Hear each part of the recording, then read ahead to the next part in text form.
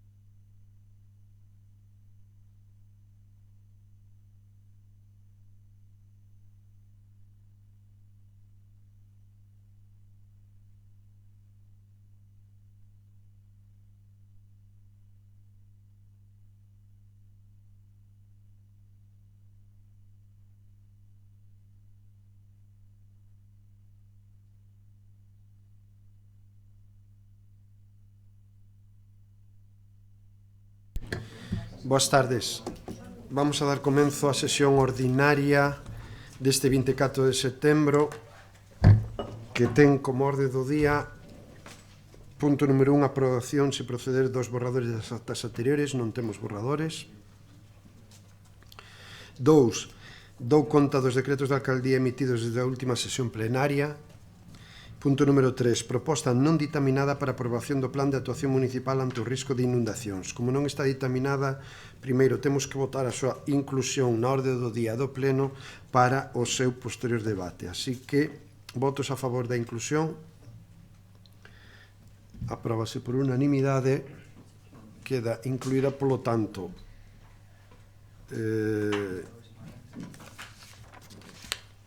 este plan de actuación municipal do risco de inundacións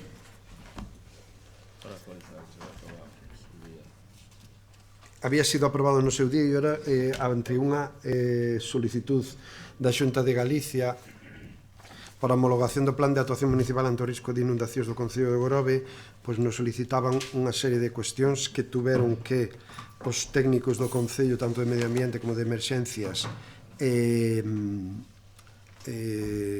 corrixir, e hai que volver a traelo a pleno para elo e para a súa aprobación definitiva, non? Sí. Había unas directrices que nos dieron desde la Xunta de Galicia, se introdujeron e ben, en todo caso a señora Domínguez ten a palabra para explicar un pouco, bueno, pois esas directrices e os cambios que se poden acometer sobre a aprobación inicial que tivemos do Plan de Actuación Municipal de Risco de Inundacións, que, como ben saben, é algo que nos ten solicitado a Xunta a todos os concellos. Entonces, señora Domínguez. Hola, boas noites a todos. O plan xa veu a pleno, como saben, emprendémolo, solicitamos unha axuda da Xunta de 4.500 euros, nos aportamos 3.300, era unha axuda para acometer os plans dende os fondos FEDER. Iniciamos o proceso en novembro do 2016, foi o pleno de abril do 2017, despois de telo, e, bueno, os grupos da oposición, en concreto o BNG, a través Soñer Outeiro pide unha serie de modificacións puntuais que se modificaron e se volveron a mandar á Xunta, non? O plano hidrográfico, bueno, varias, si quere que llas volva o plano hidrográfico, a delimitación das concas hidrográficas e fluviais, determinando das superficies pendentes e canles de saída. Si estas saídas non son a ceo aberto, si están entubadas, diámetro das tubaxes, excepción das canalizacións. A resposta decir que se remitiron á Xunta, que foi aprobado pola Xunta. Según eles, o plano hidrográfico non se inclúe un plano hidrográfico porque non é obxecto do estudo. As concas hidrográficas xa foron estudiadas pola Consellería de Medio Ambiente e Ordenación do Territorio e son os seus resultados en canto a riscos de inundación os que son relevantes, non os que nos solicitemos. Existe un apartado dentro do plan que teñen a consulta, o 2.1.2.3, hidrografía, no que se recalca a escasa importancia da rede hidrográfica do Concello. Na segunda alegación, o límite das parroquias do Concello, pois sindan que podemos estar de acordo na súa apreciación entre o límite das parroquias San Martiño e San Vicente. Como saben, están en proceso de pleito en xulgado. Según todas as fontes oficiais consultadas, coinciden co límite interparroquial amosado no documento. Entonces, eles solo poden facer hincapé nos oficiais, non nos que aínda non están determinados. Eso non quita que sí que haya un proceso entre as dúas comunidades, pero en todos os documentos oficiais eles son os límites e non poden cambiálos. Na páxina 28 do documento, na área de risco, está contestado no punto 222, no resumo do análisis do risco, que no que se refería a Casa dos Irmáns Otero Godai, o Porto do Grove e a zona recreativa e de baño da praia do Portiño. Eso, como lle digo, está inclueuse no punto 222 do análisis de risco.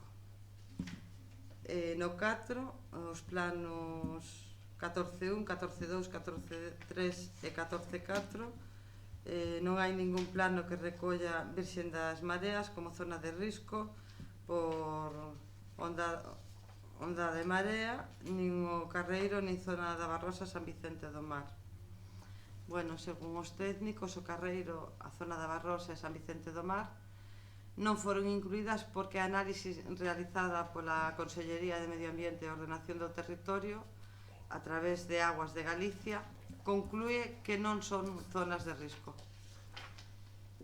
En a zona de Virxen das Mareas, incluir esa zona de Virxen das Mareas coa información provista e os recortes de prensa de cando foron as inundacións, e engadiránse os planos das zonas de frecuente anegamento, cousa que a espera do que pase este inverno, de momento, como vostede sabe, fixéronse algunhas actuacións ali e parece que o problema está zanxado. Xa veremos como discurre o inverno, pero en principio nas choivas anteriores non hubo ningún problema. E eles no plan fálase das aguas pluviais, nunca de mareas. É un apartado totalmente diferente. Eles non tocan para nada as inundacións que poida haber por hondonadas ou por algún fenómeno marítimo. En canto ao punto 5, o tema de por que non están sinalizados os veterinarios si en caso de catástrofe por inundacións non se van a tocar o tema dos posibles animais, non? Que poidan afogar ou algo así. Según eles, a inclusións clínicas veterinarias para o marco das inundacións de Galicia, dende nós collemos referencia para facer o noso, que o Inungal non fai alusión directa ás consecuencias sobre os animais, nin se inclúe nos seus anexos un espacio para a inclusión das clínicas veterinarias, sen menoscabo das consecuencias sobre os animais. A finalidade principal do PANRIN é a seguridade das persoas, non dos animais. Entonces, nós temos que ter como referencia as prescripcións técnicas do plan que hai para Galicia, elaborado pola Consellería.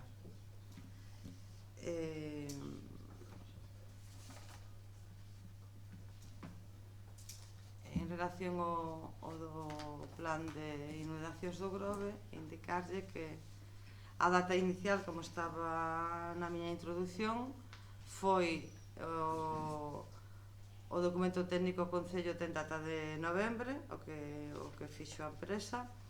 Segundo nos consta, este documento foi revisado por o noso equipo de emerxencias, como é lóxico, enviado a súa revisión tamén por parte da Dirección Xeral de Emerxencias en inferior da Xunta de Galicia.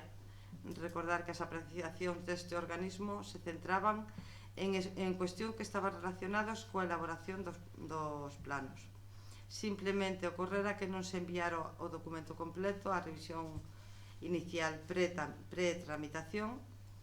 Tamén se tiñan recollido outra serie de apreciacións de outros organismos, personas ou grupos, non? Neste caso os do BNG, e con data de setembro de 2017 o informe de supervisión oficial do citado organismo autonómico dá ok, salvo erro todas as anotacións que vostede nos suxireu, señor Outeiro, quedan recabadas dentro do e incluíronse dentro do plan, creando unha nova versión final con data novembro de 2017, como lle dixen antes.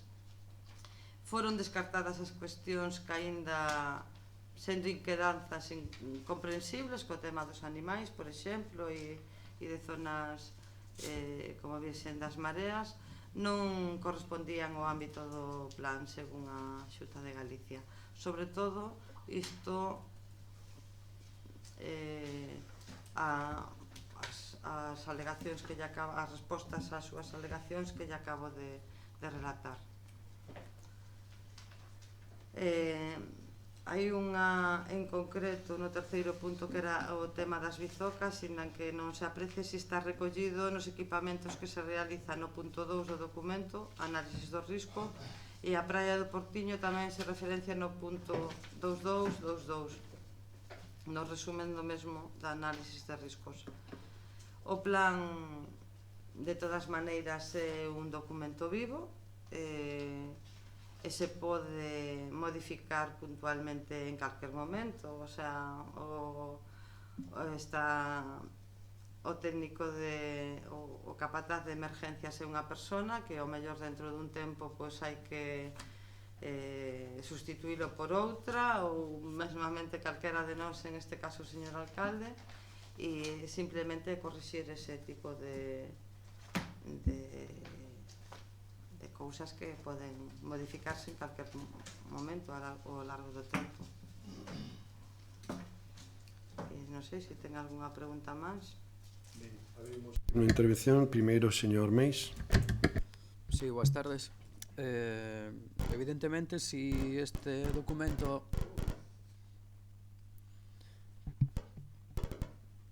a ver, home, para quieto.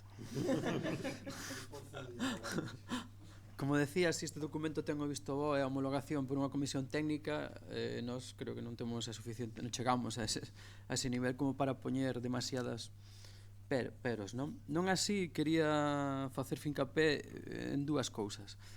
A primeira é a prevención, non? Que é algo que tamén nos compete como organismo ao Concello, é a prevención, tal e como di no propio informe na páxina 6, nesta época xa previa á época de choivas, que todo previsible, pois empezará en un par de meses, o que é a limpieza de cunetas, taxeas, canalizacións de pluviais, rexillas, desagües, beirarrúas dos regatos, como di tamén na páxina 68, na limpeza de cunetas e tubaxes. É moi importante eso, que vemos moitas veces en determinados puntos, como di aquí tamén na páxina 68, na reta dos campos, por exemplo, hai unha reta que ven en pendiente e moitas veces polas follas dos pinos e as ramas taponan, entonces cando chove moito non corre ben a auga e aí desborda e inunda toda o que é a carretera, na baixada de Liñares, Meloxo, esas zonas en pendiente onde taponan e logo a auga chega un momento. Hai uns anos en Pollo un regato fixo tapón e moveu pedras descomunales, incluso todas as casas que estaban ali ao lado entraban. Eu pasei nese momento, cadoume de pasar, e era unha imaxe dantesca con troncos dentro das casas polas ventanas, fixo presión, en un momento reventou e salió. Entonces é moi importante o que incidimos, non? A ter os cauces dentro do que cabe. Por exemplo, aquí puntualiza moito na zona urbana do río Rasoeiro, que na súa maior parte transcurre baixo a terra, soterrado, pero non así na zona que ven das Enriñas e o río da Visinia, que ven a entroncar co que é o Rasoeiro, non? Aí hai esa zona que si ben apuntan aquí na página 36, concretamente que hai un almacén e unhas casas ali nas Enriñas que cando se inunda, pois aí incluso hai que cortar a carretera porque é intransitable, supera o medio metro de altura a auga. Entonces aí incidimos en eso, no que é a prevención nestes momentos, destinar as brigadas que están desbrozando, que coa caída da folla, dos árboles de folla caduca ahora nesta época tamén, os pinos, que vayan taponando os desagües e que impidan a circulación da auga hacia o mar, non? Unha segunda cousa que queríamos decir, no que son as zonas de risco, botamos en falta unha concretamente que é a Toxa. A Toxa, incluso os chalés entrando á man dereita, cando hai unha zona de pleamar e choivas intensas, chegase a inundar esa zona, e incluso hai que ir a achicar a agua dos garaxes tamén aí, que é o que pasa en moitas das zonas que eles puntualizan aquí de risco máis leve, non? Zona que ven desde Rons hasta prácticamente aquí o Corgo, non? Terra de Porto, a zona de Hortos. Entonces, bueno, preguntar se lles pasou ou se non ten que estar a Toxa. Eu, dentro do meu punto de vista, está todo o que é o Grove, prácticamente todo. Hai unha relación na páxina 36 de todas as zonas, pero da Toxa, que tamén pertenece ao Concello, aí non hai. E para terminar, de momento, creo que todo isto, a coordinación entre os diferentes grupos, coa cabeza do alcalde dirixindo as operacións en caso de que pasase algo, cos diferentes grupos de actuación, creo que isto habría que prever un simulacro. Todo isto, na empresa, por exemplo, un plan de autoprotección, un plan de emerxencias, sempre cando se pon en marcha, ao final sempre se fai un simulacro, non? Entonces creo que era bo para ver, sobre todo, pois como se coordinan os diferentes grupos operativos, os grupos de comunicacións, e tamén sirve para ver onde se pode fallar. É unha maneira o máis achegado posible á realidade, non? Facer un simulacro. Revisei o plan bastante, non encontrei, porque o mellor así nin o exixen, nin o deben de, posiblemente non deban ter. O que dixen ao principio, unha comisión técnica formada por expertos na materia, e non son eu quen para rebatirlo, non? Pero bueno, a duda está aí. De momento, nada máis. Sí, espera un momento. Sí, señor Outeiro. E despois... Bueno, desde o BNG mantemos cada unha das alegacións que fixemos. Hoxe, despois da reunión que nos fixo o señor alcalde, fun a revisar esa documentación e xa vou empezar polo final. Planos. O plano 003, infraestructuras, está mal. O plano, despois repites o 003, onde faltan parques, onde son inundables, está mal. O plano 005, a lenda, está mal. O plano 007 é impresentable, está mal. O plano 008 está mal. Despois do 008 ven o plano 001, supoño que é o 009, está mal. O plano 010 está mal, o plano 011 está mal, o plano 012 está mal e o plano 013 está mal. E dentro do plano 014 hai eivas. Se solapan o zona 1 coa zona 2. Entre a 1 e a 4 está a Estrada Ardia, que é un sitio que se inunda sempre. Non sale nada de San Vicente. Non sale a Baixada con Negro, que se inunda. Non sale a zona entre Carrín e Outeiro, que se inunda. Non salen as veigas, que se inundan. Por toponimia, veigas. Que son veigas? Terreos inundables. Non sai. Río Seco. Non sai. Despois, na parte expositiva ou de letras, na páxina 11, o cuadro de superficie está mal. Na páxina 12, a figura 1 está mal. Na páxina 12, o cuadro de porcentaxe está mal. Na páxina 13, a liña 9 está mal. A liña 24 tamén está mal. Na páxina 14, a liña 14 está mal. Na táboa de choivas non se fai o diario, sí, por estacións. E despois, aparte, o que fai isto non sabe de meteoroloxía porque pon a tempada de ciclóns mal. A páxina 25, a liña 18 está mal. A liña 20 está mal. A páxina 29 está mal. Non sale Virxe de Marea. A páxina 30 está mal. A páxina 37 é a única válida. A páxina 37, poña. A páxina 37 está ben. O anexo 2, páxina 13. Segue saindo o Hospital do Salnés como referencia. Ten que sair o Hospital Provincial. Ten que sair o Centro Médico de Portonovo, que é un sitio de referencia para as urxencias do Grove. Ten que sair Mollabao, que hai moita xente do Grove que ten de referencia tamén Mollabao. Non sai. Na páxina 15 está Bizocas, pero está UIES Bizocas. Falta o CIP Bizocas. Despois non salen centros de atención a maiores, como son Arbaladas, como son Virxe das Mareas, onde se fan asuntos de terceira idade que un día pode haber unha inundación e hai que atender a esas persoas porque teñen discapacidades e teñen mobilidades reducidas. Por lo tanto, está mal. Non salen as áreas deportivas, importante, como o pabellón de deportes náuticos, como os pabellóns e campos de fútbol, como a Casa de Cultura Lueiro Rei, como a Casa de Cultura de San Vicente, onde pode haber xente concentrada en algún tipo de evento, practicando deporte, e pode haber unha inundación, e hai que atender esa xente porque van a haber nenos, vai haber xente maior, está mal. Despois, hai un refrito, unha confusión no número plano páxina 14, páxina 16, fai un refrito mal. A páxina 18 nas gasolineiras está mal, falta a gasolinera do Porto do Grove, que hai unha gasolineira aí. O sea, todo o plan está mal. Segue sin fixar concas, non fixa ríos, regatos, non fixa eses días de máxima precipitación, sumalo aos metros cuadrados das concas para saber que vaciante temos, que caudales temos. Aparte, o Grove, como se dixo, como apuntou moi ben o señor Mais, está moi influenciado polas mareas. Entón, saber no histórico de inundacións, comparar coas ondas de marea, cos fluxos de marea e saber que momentos son críticos e que momentos, pois, son mellores. Mal. Non hai seccións de tubaxes, non hai superficies de arquetas, nada. Bueno, isto é un insulto a esta corporación. Ese informe eu considero que é un insulto a esta corporación e debe ser retirado outra vez e enviado aos técnicos que o fixeron para que o fagan ben. Porque nós non estamos dispostos a aceptar insultos técnicos a esta corporación. Nada máis. E todo eso desde as 2 da tarde hasta ahora, sí, señor.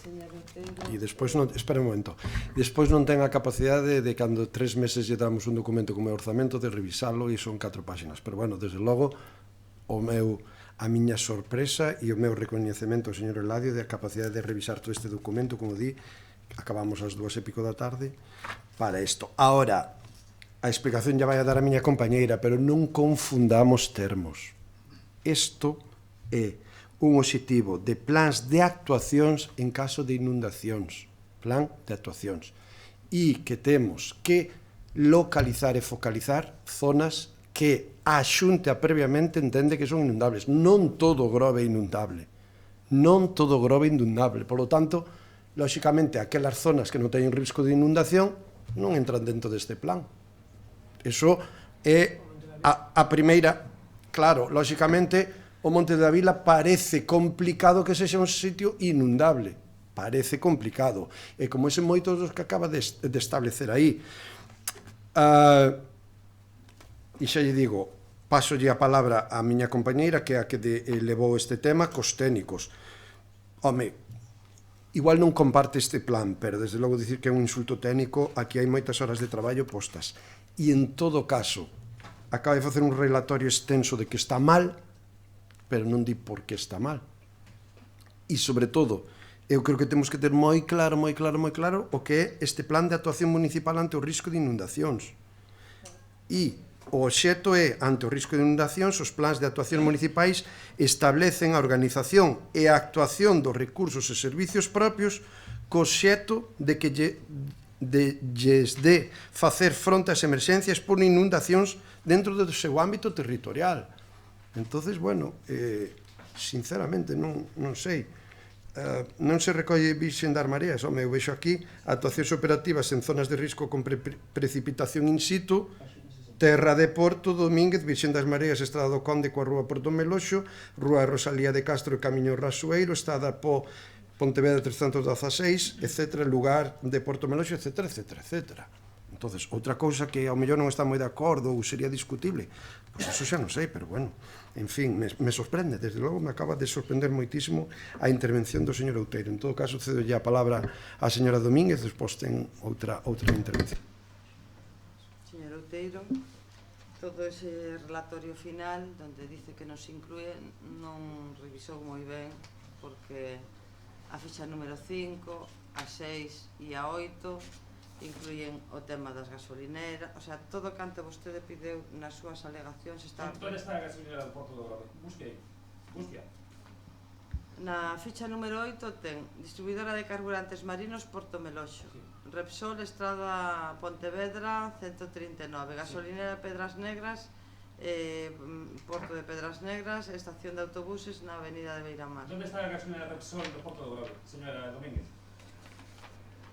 Bueno, pues eu... Non está, verdad? Diga, non está. Pues parece ser que non, pero Parece mire... ser que non, diga. Está ou non está? Non parece, pero non está. Señor Outeiro, me parece que se está pasando coas formas. Parece que vostede é o ingeniero de Aguas de Galicia e que os demais están todos equivocados. Para un momento, pero é que a pregunta non é esa, señor Outeiro, a pregunta é por que teñen que estar se non son zonas de risco inundables? O campo de fútbol de Monte da Vila non ten que estar porque aí non se vai inundar. Creo que todos podemos entender que o que se vai inundar é o Corgo, por poñer un simple exemplo. Entonces, isto non é... Home, sí, se os polos se fan un deshielo, posiblemente hasta as iradellas se xa inundable, pero é que creo que estamos falando de valores medios. Son lugares de abastecemento para, se hai vehículos de emerxencia traballando, teñen que ter lugares de abastecemento. Non ten nada que ver coa inundación, son lugares de abastecemento para carburantes. Vale, non está dicindo que as gasolineras se vayan a inundar. Vostede sí que non leo o plan. Vexo que non o leo. Vale, Vexo que non pero... o leo e opina. Vexo que vostede é valente. Non o leo e opina. Eu estou opinando sobre o que vostede está dicindo. Creo que se está excedendo nos seus comentarios en ese sentido, que non lle quito máis. Ahora, está avaliado pola Xunta de Galicia, Ah, pero a Xunta de Galicia non se equivoca. Home, sí, claro, que todos nos equivocamos, pero bueno. Vale. Pois nada, está claro que vostede non vai a apoiar. Señora Domínguez, ten a palabra, remate, cedo a palabra ao señor Outeiro. Despois rematamos o punto. Dixe desde un principio que podía seguir incluindo erros específicos e moi concretos, que non había ningún problema en engadilos, pero que non eran significativos para que o plan nos aprobado. De feito, a Xunta pensou que o revisaría porque tardaron casi un ano en levalo a cabo. Bueno, esa é a súa opinión, eu non lla vou a rebatir. Estoulle dicindo que eu teñome que fiar dos técnicos, sobre todo dos de Aguas de Galicia.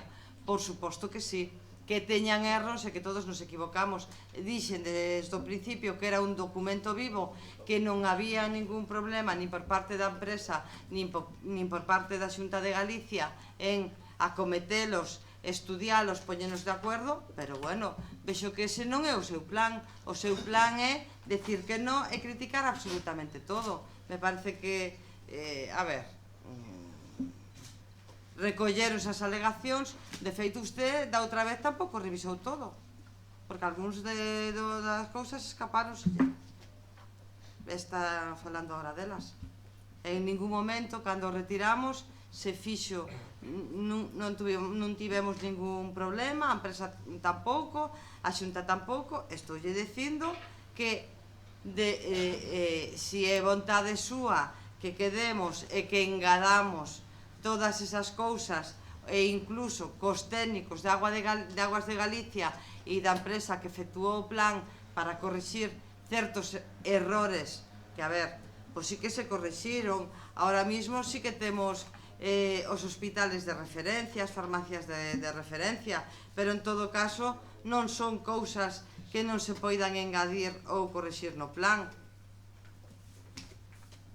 Non sei cal é o problema.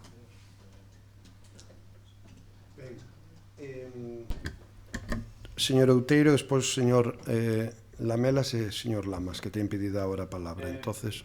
Sí, por contestar a señor Ángel Domínguez. Eu, por suposto, que non me fío dos técnicos de Aguas de Galicia. Técnicos que fixeron do río da Abisinia, o pasaron por riba do cementerio e o foron a desembocar en Terra de Porto. Eses mesmos técnicos, por suposto, que non me fío deles. Por suposto. Porque erro tras erro. O máis importante dese plan era que tiñan que patear o Grove, non patearon. E lles vou a dar unha recomendación. Unha, nós non cobramos por facer o traballo de outros, Nós só podemos decir o que está mal. E eles teñen os estudios e teñen capacitación técnica para poñelo ben. E lles fago unha recomendación simple. 28 de novembro de 2006, sí? As maiores inundacións que eu recordo que houve neste pobo. Pois teñen que facer un traballo de campo que sería coller o que pasou 28 de novembro de 2006, ver todos os sitios que se inundaron, sí? E esos plasmalos nun plan de inundacións. Tan simple como eso. Tan simple como eso. Se non son capaces de facer eso, pois, isto creo que é a empresa Cuarta Zona, sí, non? Teño aquí anotado. Cuarta Zona de Ingeniería. Pois lles pido, cambien de empresa, porque xa van 2 veces que se rinde nós, que non haxe unha terceira. Non, só digo eso, nada máis. Ben, gracias, señor Lamelas.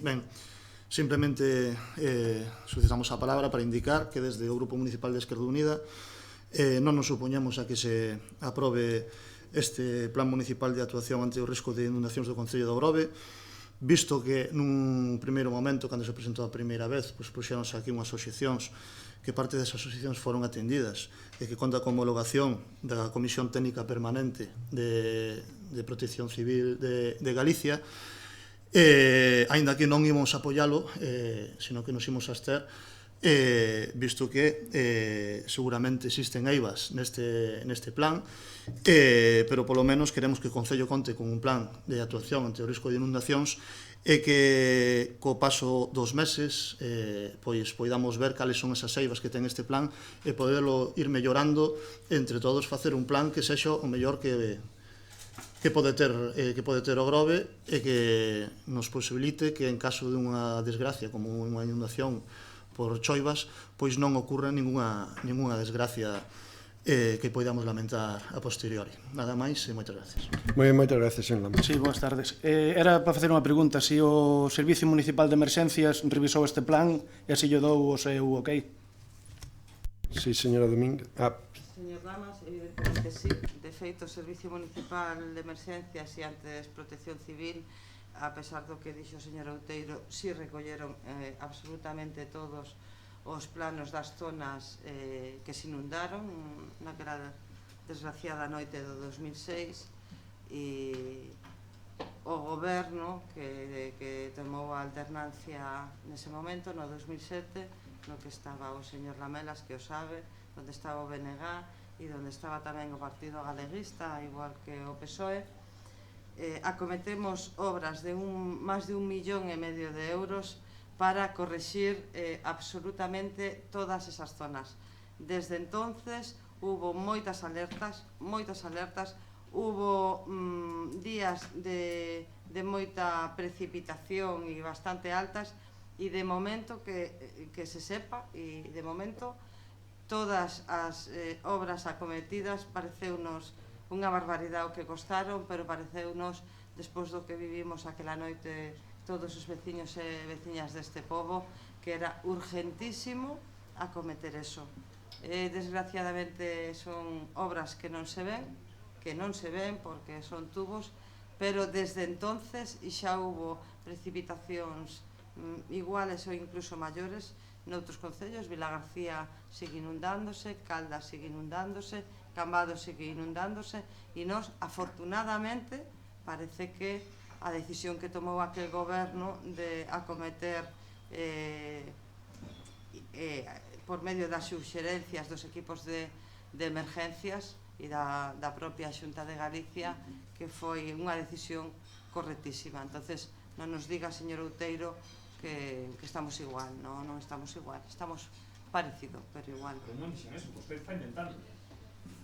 Dixo que non habíamos actuado nin tiñamos reflejadas as zonas que no 2006. Sí, claro, pois a través... Nos planos Bueno, pois pode haber algunha ida nun plano, pero haríalle algún plano atrás, señor orden. Outeiro. Calma. Pero sí que se basaron nesos, evidentemente, os servicios de emergencias trasladaronllos á Xunta e á empresa, e a Xunta, evidentemente, tiña toda esa información e está recollido dentro da Consellería de Medio Ambiente, de Ordenación do É que me parece que nos estamos confundindo estamos confundindo co plan da Xunta, de emergencias da Xunta, e co noso plan. Todo eso que nos está dicindo, xo recollo o plan da Xunta. Non é certo, enseñan. Agora non teño aquí. Vale. Pero cando queira, dígolle que se... Por favor, cambie de atitude. Cambie de atitude. Non estou inventando, señor Outeiro. Cambie de atitude e de formas, por favor. Pídolle que, por favor, cambie de atitude e de formas, porque perjudica moitísimo, moitísimo a súa forma a esta corporación. Pídolle, por favor, en ningún momento nos negamos a que corrixamos certas cousas. Dixenlle desde un principio que é un documento vivo que, como ben añadeu o señor Lamelas, é algo que podemos corrixir entre todos, todas as forzas políticas. Calquer persona que vexa algunha eida no documento e que teña a ben notificarnos a empresa e a propia Xunta está disposta a aceptalas e a volvelas a estudiar sin ningún problema. O único que necesitamos é ter un plan, melloralo, por suposto, cada día, cando vostede e o resto dos compañeiros o crean oportuno. Moitas gracias. Ben, señor Meis. Sí, brevemente. Sin quitarlle un ápice de credibilidade ao que di o señor Outeiro, reafirmámonos no que decimos, non? Isto ten o beneplácito dos técnicos da Xunta de Galicia, ten o beneplácito dos técnicos de emerxencias do Concello, pero, bueno, non está exento de que se cometan erros. A ver, el relatou aí unha serie de erros. Pois mira, casualmente decía que non estaba referenciados os complexos, as instalacións deportivas. Pois sí, hai unha tabla: Complexo Deportivo Monte da Vila, Pabellón Municipal de Deportes Monte da Vila, Pistas Polideportivas, Campo de Fútbol de Lampáns, Campo de Fútbol Municipal Monte da Vila, hasta sale o campo de gol da Toxa. O sea, non quero dicir que vostede eses erros, pois non lle quero restar credibilidade, pero, bueno, nunha desas vexo que non é así. Entonces, que propoñemos? Temos un técnico municipal de medio ambiente que nos consta que estuvo traballando, porque o día que fun ali a revisar esta documentación que estaba en papel, foi el o que logo me pasou escaneada, que foi o que fixo o traballo, creo que foi o referente en este traballo. Pois nos propoñemos que eses defectos que Eladio detectou, que se xunten cando eles poidan, que queden e que vayan revisando con Fran mismo. Non foi falta que vayamos a Santiago, sino que con Fran mismo, con Fran Meis, que revisen eses defectos que Eladio supostamente detectou e que volvamos a traer a pleno antes posible, como se temos que convocar un pleno extraordinario. O que non creo que debamos é aprobar isto se el detecta eses erros. Non, é unha proposta, se acepta. A ver, non vamos a volver a retiralo despois de que o Consello da Xunta pasou un ano e lle dou para adiante o plan. Estamos falando de que é un documento vivo e que o podemos mellorar en calquer momento, o sea, sin ningún problema, pero non estamos dispostos a volver a retiralo porque pero podes añadir esas cousas, non hai por que retiralo outra vez do pleno. O sea, nós non estamos dispostos, porque unha vez que pasou o trámite da Xunta e que a Xunta está de acordo e que nos di que sempre que teñamos algunha cousa que engadir sin ningún problema, me parece absurdo retirarlo da orde do día, de verdad, señor. Absurdo non é porque relatáronse unha serie de erros que compre revisar si é así ou non, que non son.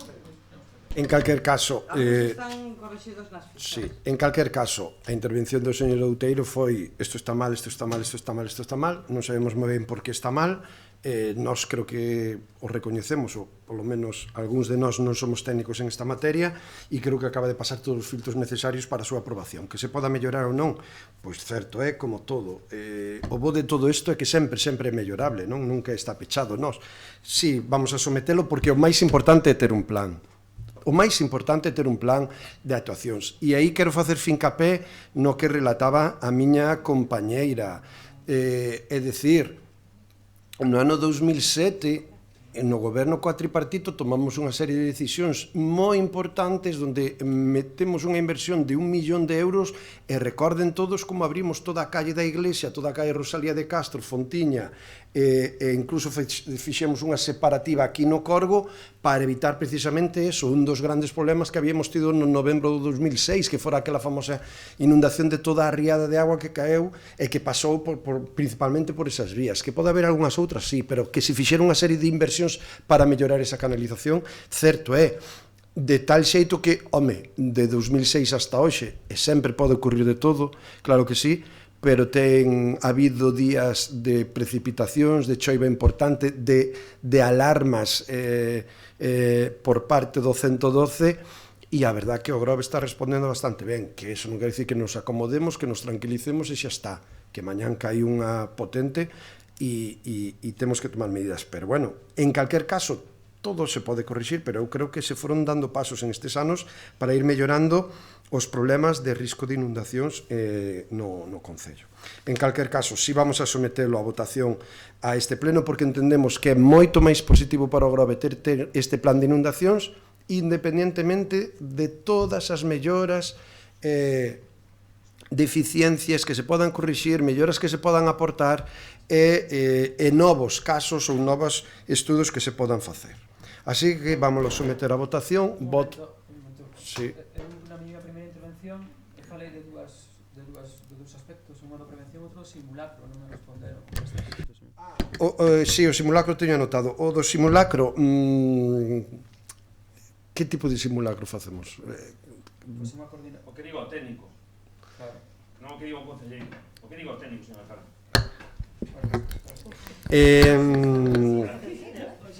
A ver. E só digo unha cousa, se levamos anos esperando, por esperar un mes máis e trae unha cousa ben, non pasa nada. Non é cuestión de estar esperando, é que ao final o que estamos facendo é aplazando as cousas. Queremos o plan... Non, é que vostede di que está mal, hai uns técnicos que din está ben, pois eu, collendo o seu comentario de agora, voulle facer máis caso aos técnicos que ao señor Outeiro. Entonces, voulle... Como? Como xa está, non vamos a debatir máis. É un proxecto técnico, é un plan técnico.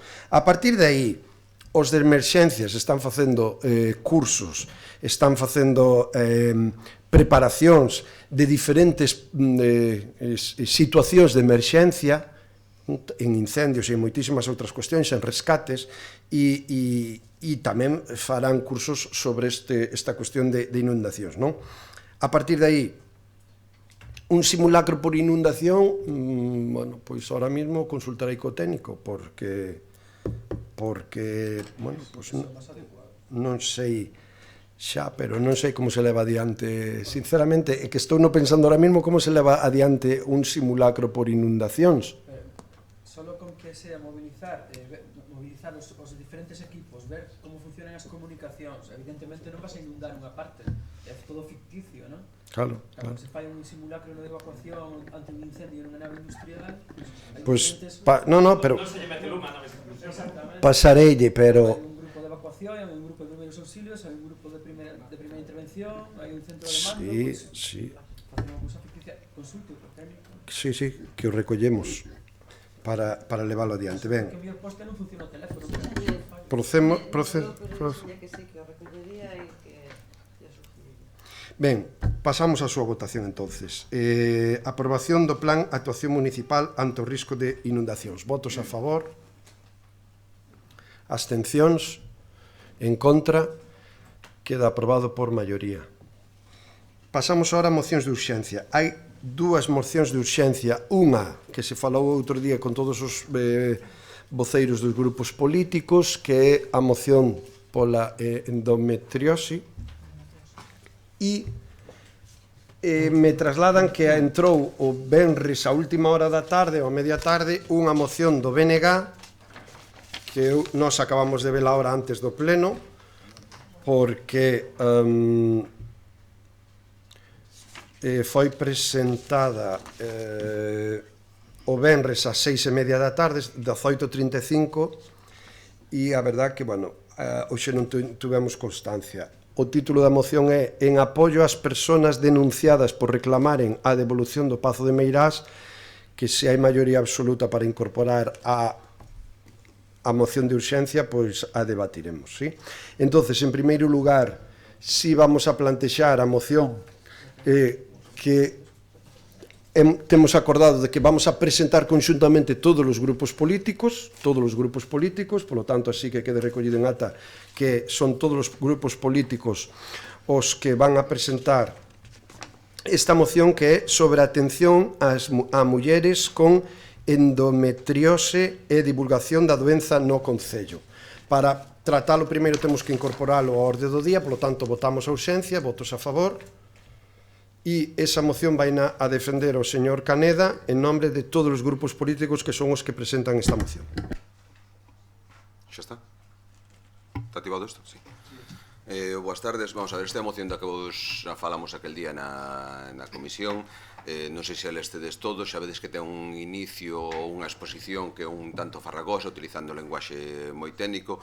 En principio, unha moción que nos pide que traíamos a pleno a Asociación Querendo, con a Asociación de Mulleres con Endometriose, solicitando o noso apoio do pleno para que se leven a termos acordos plenarios que xa foron levados á Xunta de Galicia no mes, se non recordo mal, no mes de deixen ver, en marzo de 2015.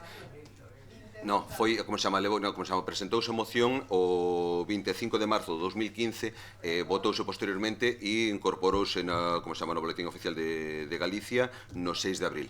Esa é a información que teño aquí. A moción foi presentada o 25 de marzo por a Asociación Galega de Esquerdas. Pois é o que teño. Sin embargo, como se chama no diario está aquí, e teño aquí a moción cando se presentou. Vale. Debe de ser cando se celebrou o pleno. Eu estou falando de cando presentou, cando foi presentada a moción e despois cando se publicou. Vale. En principio, iso que nos piden é que lles demos o noso apoio para que se leven a termos acordos que naquela moción se aprobaron por unanimidade e que pasados xa 3 anos, pois prácticamente ningún daqueles puntos se cumpleu e vamos a deixar ese mínimo marxen de algunha cousiña que se chegou a facer.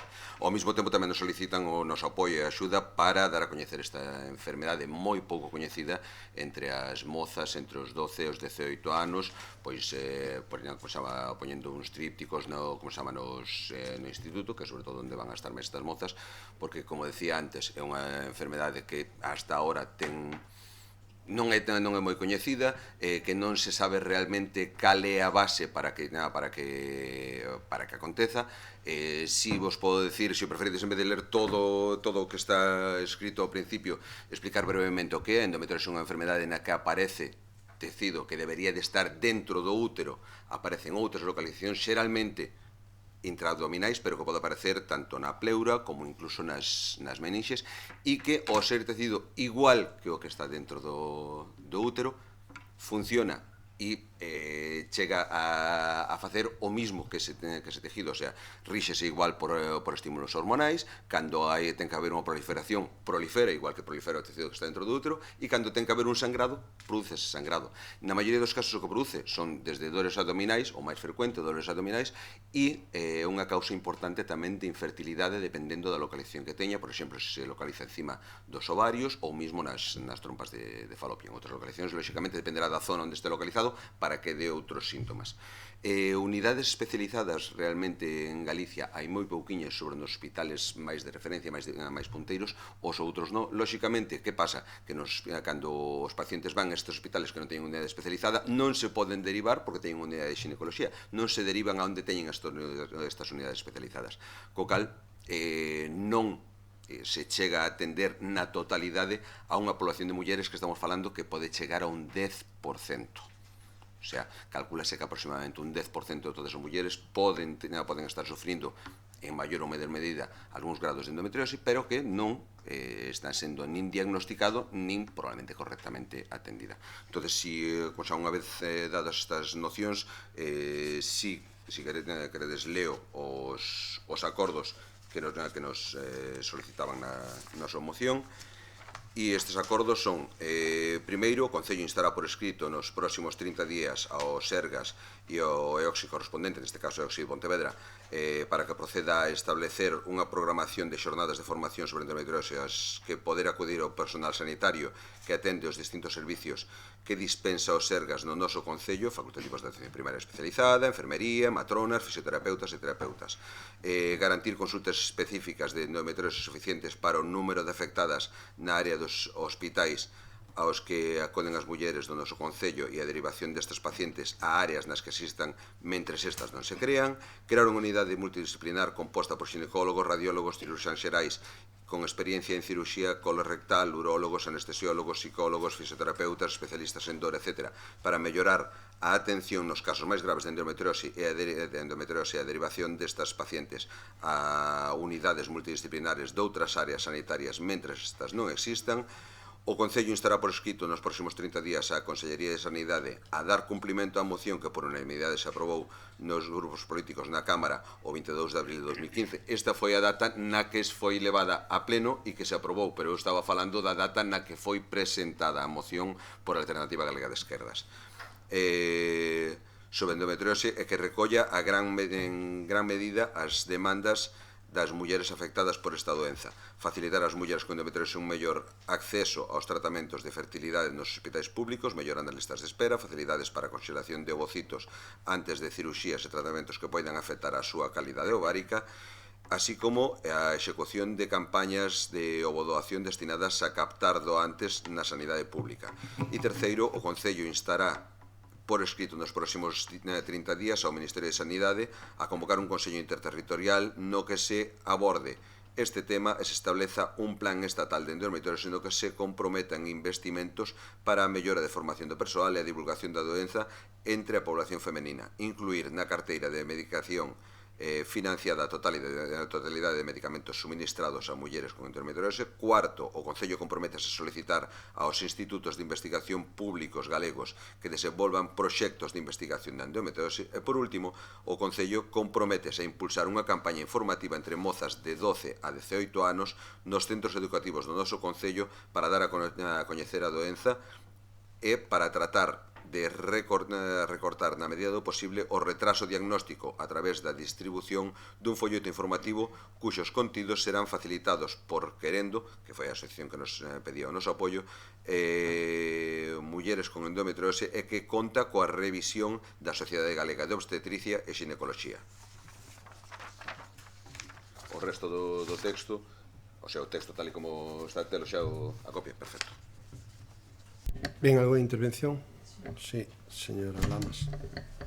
Vamos a ver, o Grupo Popular comparte totalmente todos os puntos que acaba de informar o concelleiro, porque si é certo que a Xunta está executando parte do acordo, pero como o alcalde ben nos dice sempre, este grupo é bastante coherente, e igual que nós lle aplicamos a él o de ten que cumplir os acordos plenarios, aquí tamén queremos que se cumpla o acordo parlamentario, non?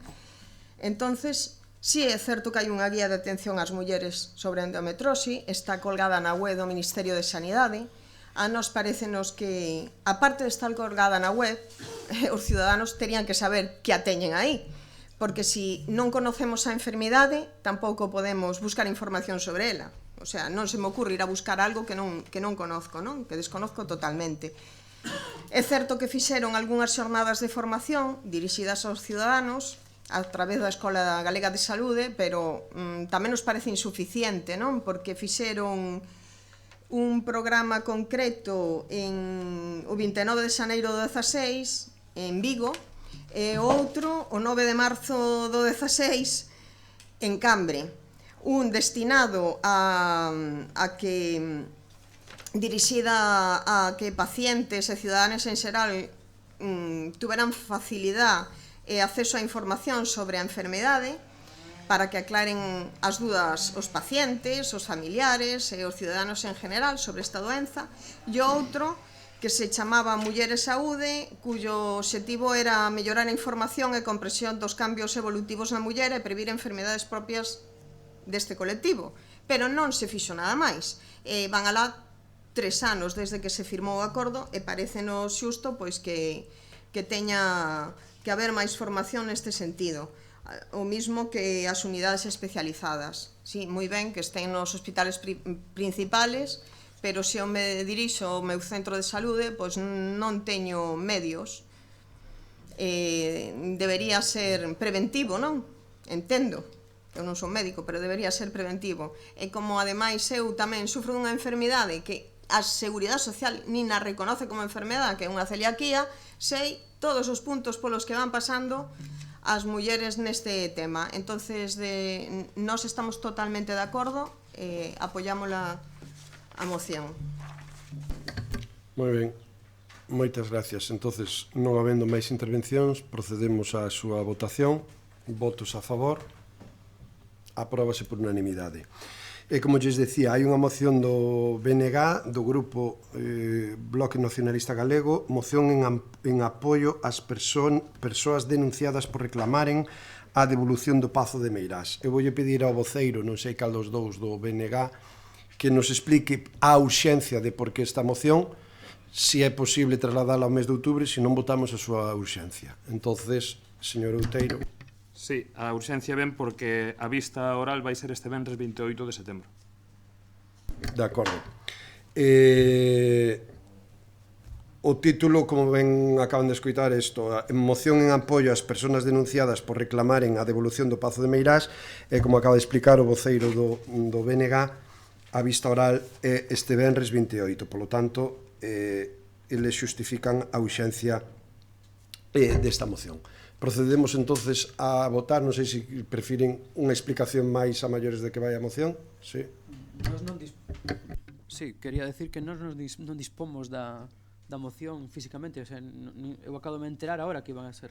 Creo que temos un acordo de que os lunes antes das 2 da tarde, se hai unha moción de urxencia, que se pase. Entonces, é que nin a temos, non sabemos, acabamos de enterar de que había unha moción de urxencia, co cal... Ben, entonces facemos unha cousa. Voulle pedir ao concelleiro do BNG que lea a moción e despois decidimos se votamos a urxencia e se a debatimos. Sí? De acordo? Polo tanto, señor Outeiro. Sí. Moi ben, moitas gracias. É unha moción en apoio ás persoas denunciadas por reclamaren a devolución do Pazo de Meirás. Ben, o pasado 30 de agosto de 2017, un grupo de persoas, galegas e galegos demócratas, militantes nacionalistas, sindicalistas, activistas sociais, culturais, da memoria, realizaron unha acción pacífica e simbólica consistente en despregar 2 faixas no Pazo de Meirás, co obxectivo de reclamar a intervención dos poderes públicos para recuperar un patrimonio que debe ser do pobo galego, de todas as galegas e galegos. Pretendían, deste xeito, instar as institucións públicas que realmente teñen capacidade para o facer a abandonaren a pasividade e a actuaren para rescatar o Pazo e todo o patrimonio expoliado polo ditador Francisco Franco. Tratouse dunha acción pacífica, realizada nun día de visita pública, en que a obriga da familia detentadora do Pazo era telo aberto ao público como corresponde a un patrimonio declarado como ben de interese cultural. A acción durou aproximadamente 2 horas e todas as persoas que participaron nela abandonaron o edificio e o recinto do Pazo en presenza de axentes da Garda Civil da mesma maneira pacífica, sen ningún tipo de incidente nin de dano ao patrimonio. Esta ocupación simbólica de Meirás, que tivo repercusión internacional, reactivou o debate social e político sobre a recuperación do Pazo e obrigou as institucións públicas a se manifestar e actuar máis decididamente ou comenzar a facelo segundo os casos. É notorio que mesmo o Partido Popular, que nunca manifestara ningún interese polo patrimonio expoliado polo Franco, tivo que asumir, sequera formalmente, no Parlamento da Galiza o obxectivo de recuperar Meirás para o pobo galego. Neste sentido, a Deputación Provincial da Coruña fixou unha posición unánime de toda a Corporación Provincial en que, avalada por informes históricos e xurídicos, respectivamente, poñen negro sobre branco a respecto de como esta propiedade chegou a ser detentada polo ditador Franco. Isto é, primeiramente a través de derivación de recursos públicos e despois a través dun contrato fraudulento de compra e venda do Pazo de Meirás en 1941, que tivo en todo momento o carácter de residencia oficial da Xefatura do Estado. No pasado mes de maio, 19 das persoas participantes nesta acción pacífica e simbólica tiveron coñecemento, a partir dunha notificación do xulgado de Betanzos, de que foron denunciadas pola Fundación Nacional Francisco Franco, Carmen Franco Polo e José Cristóbal Martínez Bordiú Franco, neto do ditador. Os delitos de que os acusan son os que se enumeran a seguir. 1. Violación de morada, co agravante de violencia ou intimidación, que segundo o Código Penal español está penado con prisión de 1 a 4 anos. 2. Delito contra o honor con publicidade, penado con 6 meses e 2 anos ou multa de 12 a 24 meses. 3. Danos na modalidade agravada, penado con prisión de 1 a 3 anos e multa de 12 a 24 meses. E 4. Delito de odio, penado con prisión de 1 a 4 anos e multa de 6 a 12 meses. Compre ter en conta que os delitos polos que son acusados por unha fundación que realiza apoloxía do fascismo e da ditadura e pola filla e neto do ditador suman, no mínimo, 3 anos e 6 meses e podían chegar até os 13 anos de prisión para cada unha das persoas denunciadas, para alén da multa nunha cantidade indeterminada. Polo tanto, podería sumar en conxunto até 247 anos de prisión e por volta de medio millón de euros de multa. Estamos diante dunha denuncia que é unha verdadeira barbaridade do punto de vista tanto político canto xurídico.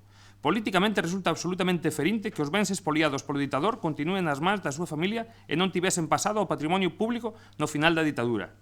A permanencia desas propiedades na familia Franco simboliza magníficamente a continuidade das estruturas de poder real da ditadura, que no ámbito económico, no xudicial, no mediático e mesmo moitos aspectos no político que foron herdadas polo réxime do 78 aínda vigorante e que produciron unha democracia de moi baixa calidade que fai que 40 anos despois no Estado español se continúe perseguindo a liberdade de expresión e encarcerando persoas polas súas opinións e polas súas ideas políticas. Mais é especialmente ferinte que as vítimas do franquismo, aínda non restituídas na súa dignidade individual e colectiva polo Estado, lembremos que estamos a falar dunha actuación criminal, dun golpe de Estado que provocou millares de mortos na Galiza, unha guerra de 3 anos en unha ditadura brutal que cerceou a liberdade e os dereitos no Estado español durante 40 anos. Rescatar o Pazo de Meirás, a Casa de Cornide e as estatuas do Pórtico da Gloria é, nesa medida, unha incontornável exixencia democrática e unha maneira de facer xustiza ás vítimas directas do espolio e á totalidade de vítimas do franquismo. É, por tanto, tamén unha magnífica forma de restituir a memoria democrática e a dignidade colectiva. Mais a acusación é, sobre todo, unha barbaridade do punto de vista xurídico. En primeiro lugar, porque a acción simbólica foi levada a cabo nun día previsto como de visita, polo que dificilmente poderá considerarse violación de morada entrar nun edificio que ese día está aberto ao público. Non houbo, aliás, ningún tipo de violencia e durante o transcurso da acción non se produciu ningún dano.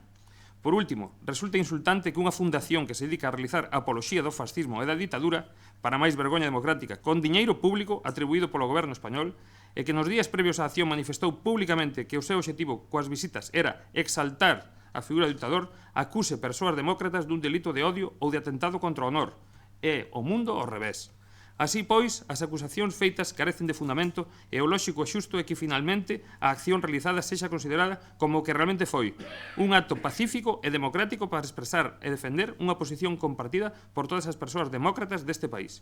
Un acto, en definitiva, que debe ser entendido dentro do exercicio democrático da liberdade de expresión. Con todo, resulta preocupante que unha fundación que non debería existir, que non podería existir legalmente en ningún outro Estado europeo, e a familia do ditador que se aproveita e beneficia do botín de guerra realicen acusacións tan graves e infundadas. Isto só se pode entender no contexto político e xudicial imperante nestes anos, en que a élite política e económica se sabe amparada e protexida por unha administración de xustiza que non foi democratizada no fin da ditadura e que tivo plena liberdade para se reproducir nas mesmas claves ideolóxicas. Moitas decisións xudiciais e sentenzas que se ditaron nos últimos tempos, claramente contra a liberdade de expresión e de opinión, foron certificando que a xustiza no Estado español nin é igual para todos, como sempre predican, nin é independente e que, cando é preciso, actúa ao ditado dos intereses do réxime. Por todo isto, o BNG solicita do Pleno da Corporación Municipal a adopción do seguinte acordo. Primeiro, expresar o apoio ás persoas que o pasado 30 de agosto de 2017 participaron nunha acción pacífica e simbólica de ocupación do Pazo de Meirás co obxectivo de reclamar a intervención dos poderes públicos para recuperar un patrimonio que debe de ser do pobo galego. 2. Manifestar o rexeitamento a respecto da demanda interposta pola Fundación Nacional Francisco Franco, Carmen Franco Polo e José Cristóbal Martínez Bordiú Franco contra 19 demócratas que participaron na citada ocupación pacífica e simbólica e que son acusados de delitos de odio contra o honor, danos e violación da morada. 3. Expresar a condena e rexeitamento do uso do Pazo de Meirás por parte da Fundación Nacional Francisco Franco para facer apoloxía do xenocida fascista, da ditadura e do ditador, e, en consecuencia, demandar que se inicien accións encaminhadas á ilegalización da citada fundación. 4. Instar ao Goberno español a que inicie de xeito inmediato accións legais contra a propiedade do Pazo de Meirás de acordo co informe histórico xurídico elaborado a instancia da Deputación Provincial da Coruña e acordado por unanimidade do seu pleno, para que a administración legitimada para facelo pode recuperar como ben público o Pazo de Meirás, roubado ao pobo galego durante o réxime xenocida franquista. 5. Dar traslado este acordo ao Goberno do Estado, ao Parlamento de Galiza e á Deputación Provincial da Coruña. Lamentablemente, non sei se o señor Meise enterou de algo, porque ele era o que non se enterara e leva falando durante toda a miña intervención. Ben, vamos a ver, aquí é verdad que temos un acordo de que todas as mocións presentadas antes das 2 da tarde pois se trasladan ao pleno. Eu creo que o BNG cometeu un error que ademais debería de haber mandado copia a todos e cada un dos grupos políticos para valorar esa moción. Certo é que a xustificación da urxencia é que este venres hai esa vista oral e solicitan apoio. Por lo tanto, eu voulles propoñer votar a urxencia da incorporación. Quería aclarar que se mandou o venres a tarde. Xa. Non, moito antes do lunes. Sí, pero o problema é que como non houve unha comunicación de dicir, oi, presentamos mandamos esta moción, se presentou a máis por rexistro digital, que é o que permite agora presentar a calquer hora, pero a verdad que a maioría dos grupos políticos nós mesmos tampouco nos demos, non supemos desta, non? Se subera advertido, pois xa estaba. Bueno, en calquer caso está así. É certo que se presentou o venres, nos puxemos de límite o propio luns dos plenos hasta as 2 da tarde, polo tanto, é unha moción que vamos a votar a incorporación da urxencia para o orde de pleno despois xa debatila, aínda que acabamos de escoitala, polo tanto, haberíamos, se for así, un turno de debate. Entonces, votos a favor de incorporar esta moción na orde do día, apróbase por unanimidade, acaban de escoitala, entonces non sei se teñen algunha intervención, señor Lamelas. Sí, bueno, desde o Grupo Municipal de Esquerda Unida, aínda que se ben é certo que carecemos hasta o momento no que o voceiro do BNG pois dou lectura desta moción, do coñecemento do contido da mesma, xa que este mediodía, cando estivamos aquí voceiros e concellos dos distintos grupos municipais, e que este concelleiro nos informou de que iban a traer esta moción a pleno, e optamos por apoiar a súa urxencia e incorporación no debate do orde do día, e máis, e apoiamos todo canto está reflectido nesa moción. Pois consideramos que todo o que se solicita na moción é xusto, de que o ataque á liberdade de expresión e a exercer os dereitos democráticos por parte destes cidadáns galegos nesta acción, pois é unha mostra máis de que o réxime monárquico no que nos atopamos hoxe en día é unha continuación do réxime golpista instaurado en contra da vontade democrática que se instaurou no ano 1931 en España a través dun goberno e un Estado democrático republicano e que ten continuidade na figura do monarca español e de todo o entramado do Estado actual. A liberdade con que actúan os herdeiros do réxime franquista nas institucións do Estado é lamentable, e a restitución da memoria democrática a día de hoxe, 40 anos despois de rematada a ditadura e 80 anos despois de terse levantado en armas contra un réxime democrático, os fascistas, no Estado español, pois é lamentable que perduren estas situacións. Polo tanto, o apoio total á moción presentada polo Bloque Nacionalista Galego o día de hoxe. Moi ben, moitas gracias, señor Meis. Sí, brevemente, incide outra vez que no acordo que temos descubrimos que non é un erro do BNG, senón que é un erro da administración do Concello, de que non nos fixo chegar, ni siquiera coñecíamos esta moción, co cal non o pudemos ver polo miúdo, senón que escoitar o que decía o noso compañeiro. Entonces, defendendo, como sempre defendemos, non pode ser de outra maneira, a presunción de inocencia dos encausados, dos supostos encausados, perdón, e confiando plenamente na labor da xustiza, nos vamos a absternos. Moitas gracias. Ben, de todos os xeitos tomamos nota, porque isto do rexistro digital pois fai unha serie de innovacións para estar atentos. Nos, a ver, é certo que acordamos isto e posiblemente desde a administración temos que repartilo a todos os grupos, pero bueno, sempre o que propón e promove unha moción pois se preocupa e ocupa de repartirla, ainda que sea por correo, ou advertir, acabamos de presentar isto e que se reparta. En calquer caso, bueno, tomamos nota para mellorar este procedimento administrativo. Ahora, como voceiro do Grupo Municipal Socialista, dicir que, igual que acaba de falar o señor Lamelas, apoiamos todas e cada un das cuestións recollidas en esta moción.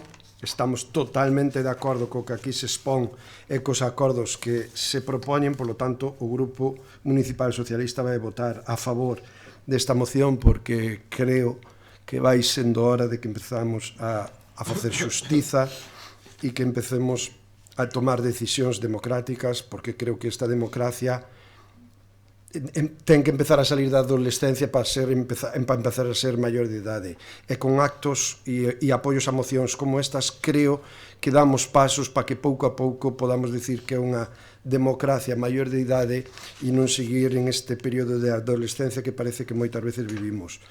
Podemos compartir moitas cousas ou non, pero desde logo no ámbito da transición, que ahora mesmo está se debatindo tanto, pero en calquer caso certo é que sobre os bens da familia Franco e da Fundación Nacional Francisco Franco, desde logo nós, polo menos como socialistas, non estamos de acordo e non podemos compartilo. Así pois, o noso apoio á moción presentada polo BNG. Non sei se hai máis intervencións, se non, procedemos á súa votación. Ben, votos a favor, abstencións. Queda aprobada por maioría. E non habendo máis mocións que tratar, pasamos ao punto número 5, rogos e preguntas. Solicito palabras dos que queran intervir. Señor Meis. Sí. Un momentiño. Ben, o primeiro das preguntas que trasladamos xo fixemos en outros plenos, é conocer o estado da subvención solicitada ao IDAE para Alexandre Bóveda, que antes era para aquí, para a obra de Beiramares, e cambiou para lá, que era dun 80% total do presupuesto de obra. Queríamos saber se, despois de todos aqueles veces que veu aquí ao pleno e das modificacións que lle fixemos, se foi concedida.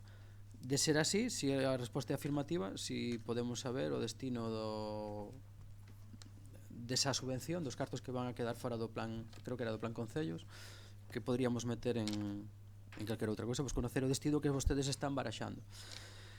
A segunda é tamén preguntar, tivemos unha reunión de voceiros o 27 de xuño para tratar sobre unha proposta de engrobes, unha proposta, unha modificación que facían da ordenanza de terrazas. Pedíramos un par de informes á Policía Local e tamén á Secretaría do Concello. Todavía non sabemos nada desde xuño, ¿no? Entonces, bueno, queríamos saber se nos poden, se teñen xa os informes ou en que situación está este trámite. Tamén queremos trasladar unhas preocupacións dos veciños de Estoño, 3 en concreto.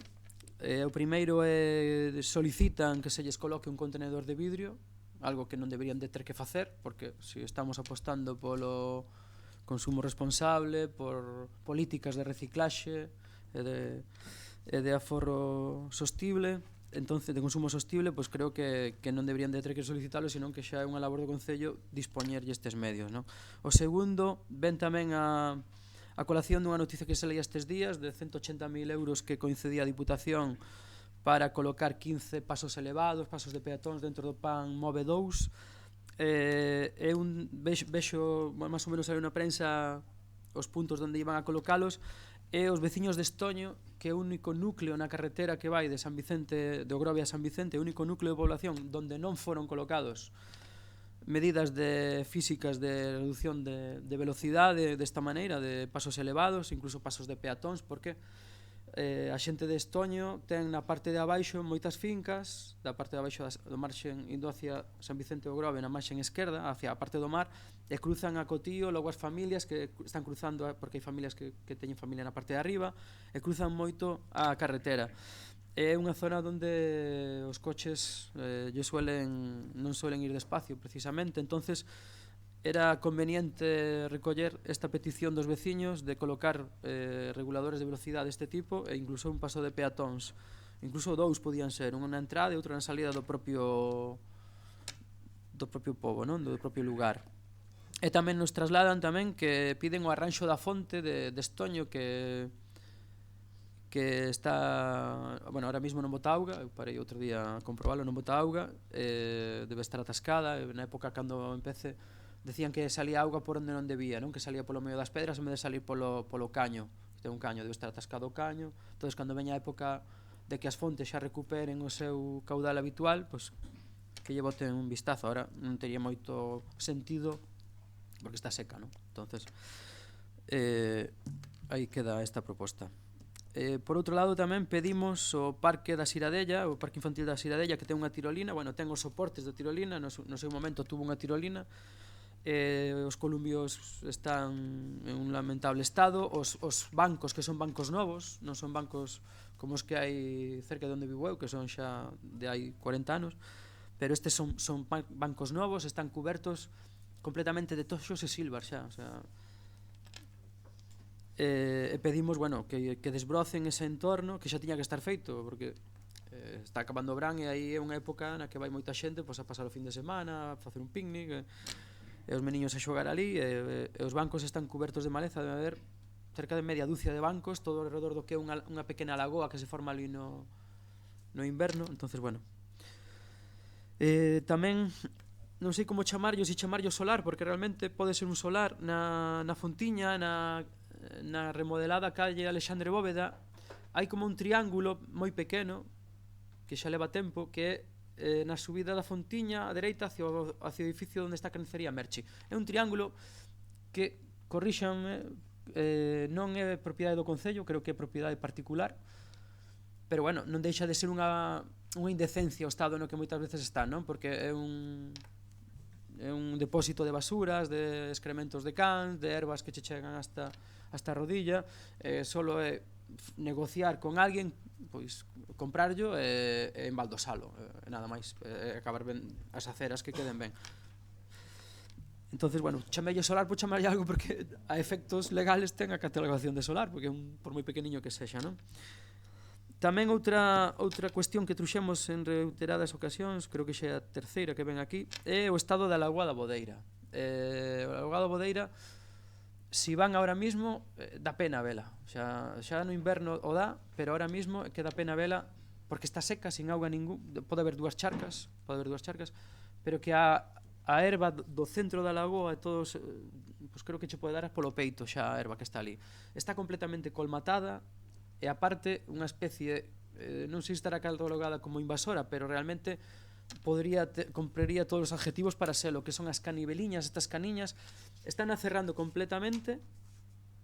Eu vivo ali, a Lagoa Bodeira conozco desde que nacín, porque é unha zona que me encanta ir ali, e non creo que tarde moito en cerrala, en pechala completamente, e que nadie poida vela, porque xa deben de quedar, non sei, 30 metros entre unha zona, porque están avanzando por esquerda e por dereita as canas. Sabemos a catalogación que ten este espacio, sabemos a protección que sobre ela pesa, pero bueno, eso non debe ser óbice para evitar que desaparezca, porque se protexemos hasta o nivel de que se poña en perigo a existencia do propio ben que protexemos, non ten sentido ningún protexelo. Entonces, temos un departamento con un excelente técnico de medio ambiente, pediríamos que fixera algunha xestión ante a Xunta ou donde competa, e ver que medidas se poden levar adiante, porque é un espacio, unha lagoa de auga dulce insular, que creo que en Europa hai moi pouquiñas de auga doce tan cerquiña do mar. Tamén pedimos unha medida de seguridade ou de protección. Hai unha ruta que transcorre desde Porto Meloxo hasta Moreiras polo chamado Monte da Serpente, que cruza o puente, e hai tramos polo camiño que concorre desde a subida da playa da Lavajeira, todo o que é a Serpente, que estes días de verán, en épocas boas, afortunadamente a xente conoce cada vez máis este bello precioso recorrido e o disfruta, pero hai zonas con elevado risco de caída hacia o mar, porque o camiño transcurre moi por abaixo por as rentes do acantilado. Entonces habría que medir, incluso algúns puxeron como uns plásticos, unhas cintas plásticas con uns ferros. Entonces valoren a posibilidade de, non é todo, porque en moitos casos transcurre por zonas onde está protegido, pero hai tramos nos que vas moi encima do mar e un despiste dun neno, unha persona maior que resbala, pode cair facilmente ao mar. Entonces, bueno, pedimos que valoren en algúns casos con madeira ou co que foi de protexelo. E para un segundo.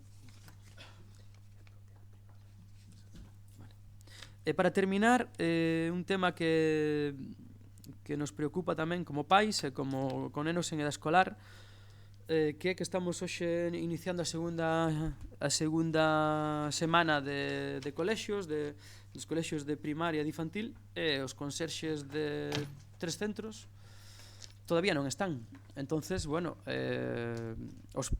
son os profesores os que teñen que estar facendo dentro das súas posibilidades a labor dos conserxes, pero non o fan toda. Eu acabo de vir dun colexio que están as papeleras botando por fora. Esa non é unha imaxe a dar, con mondas de plátano, cos yogures bebibles caídos no chan, están ali para velo e pili, non é que algo que me invente. Entonces, bueno, pois creo que preguntar en que situación está o proceso de selección e tirarvos un pouquiño das orellas dicíndovos que, como vos sabedes, o colexio debería empezar cos conserxes xa nos seus postos, non esperar, porque é algo que non é que tivera que esperar a aprobación dos presupostos, sino que xa son partidas que dun ano para outro existe, non?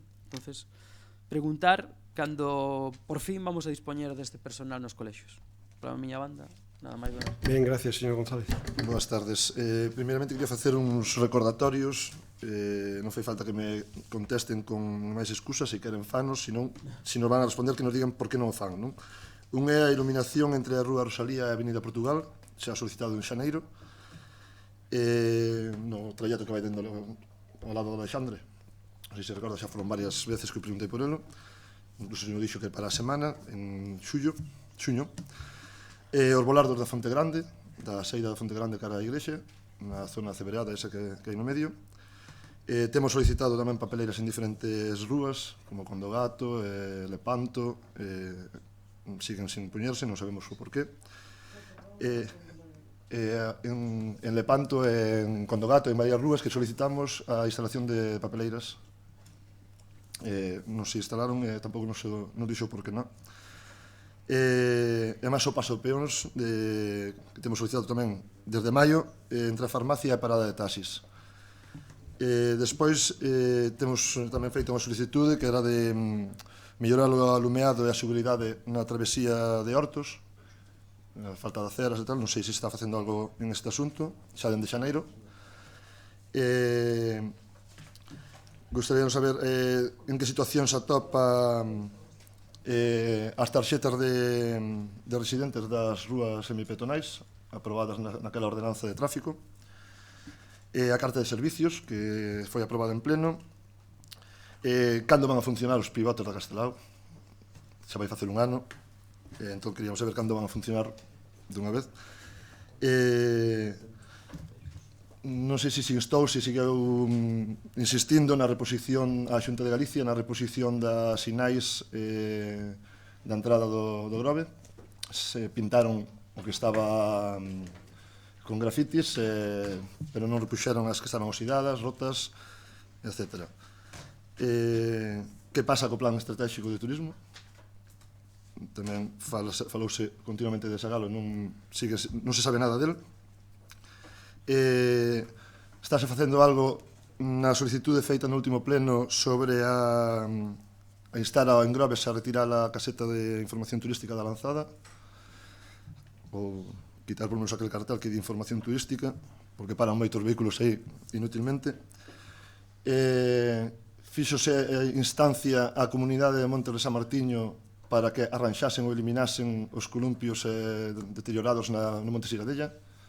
Sabemos que pertenecen á comunidade de Montes, entón xa se solicitaron un pleno que se instara a retiralos ou a arranxalos, porque son perigo. Non temos o informe negativo do paso peóns da Avenida Portugal, ali que solicitáramos xunto ao ximnasio de Mascato, que había un informe negativo da Policía Local, está pedido por rexistro, xa hai máis dun mes.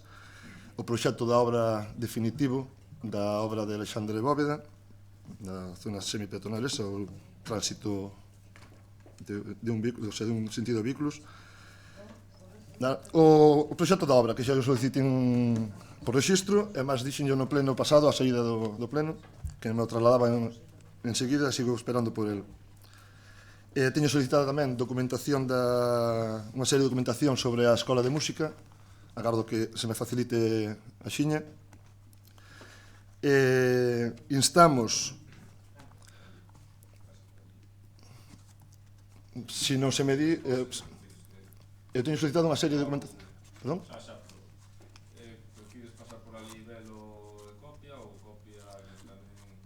Bueno, se non ten escaneado, paso por ali e pido copia. Vale, se non reviso ali, cando menos que se me indique que... Vale.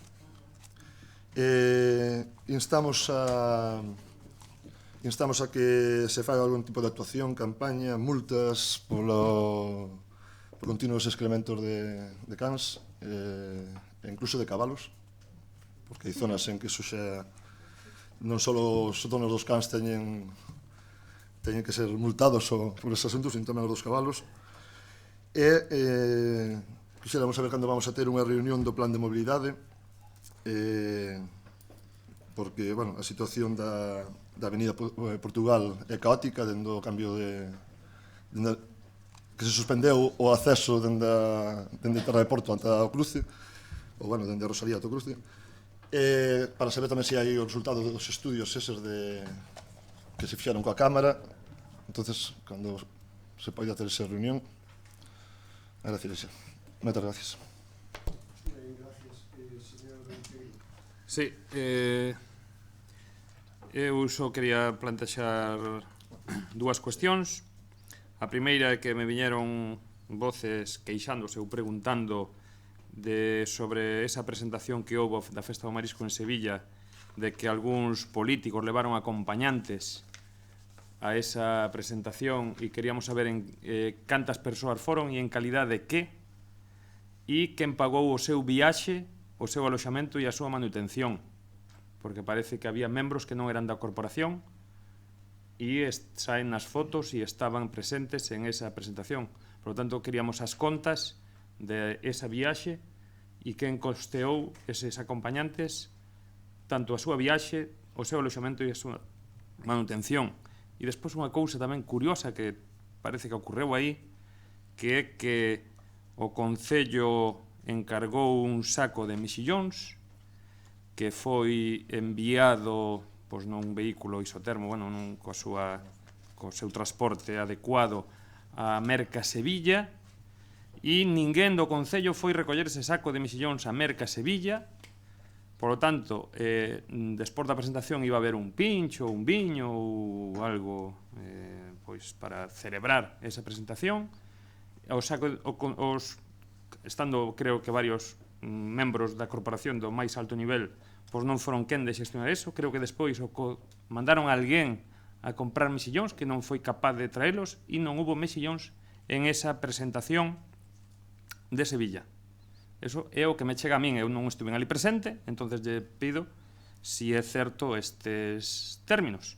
Me parece moi curioso que os representantes da corporación, indo a presentar a festa do marisco, pois non sexan capaces de xestionar un saco de mexillóns. E si intenten xestionar unha festa do marisco. Entón, quería saber en que termos isto foi así. Moitas gracias. Gracias, señor Torres.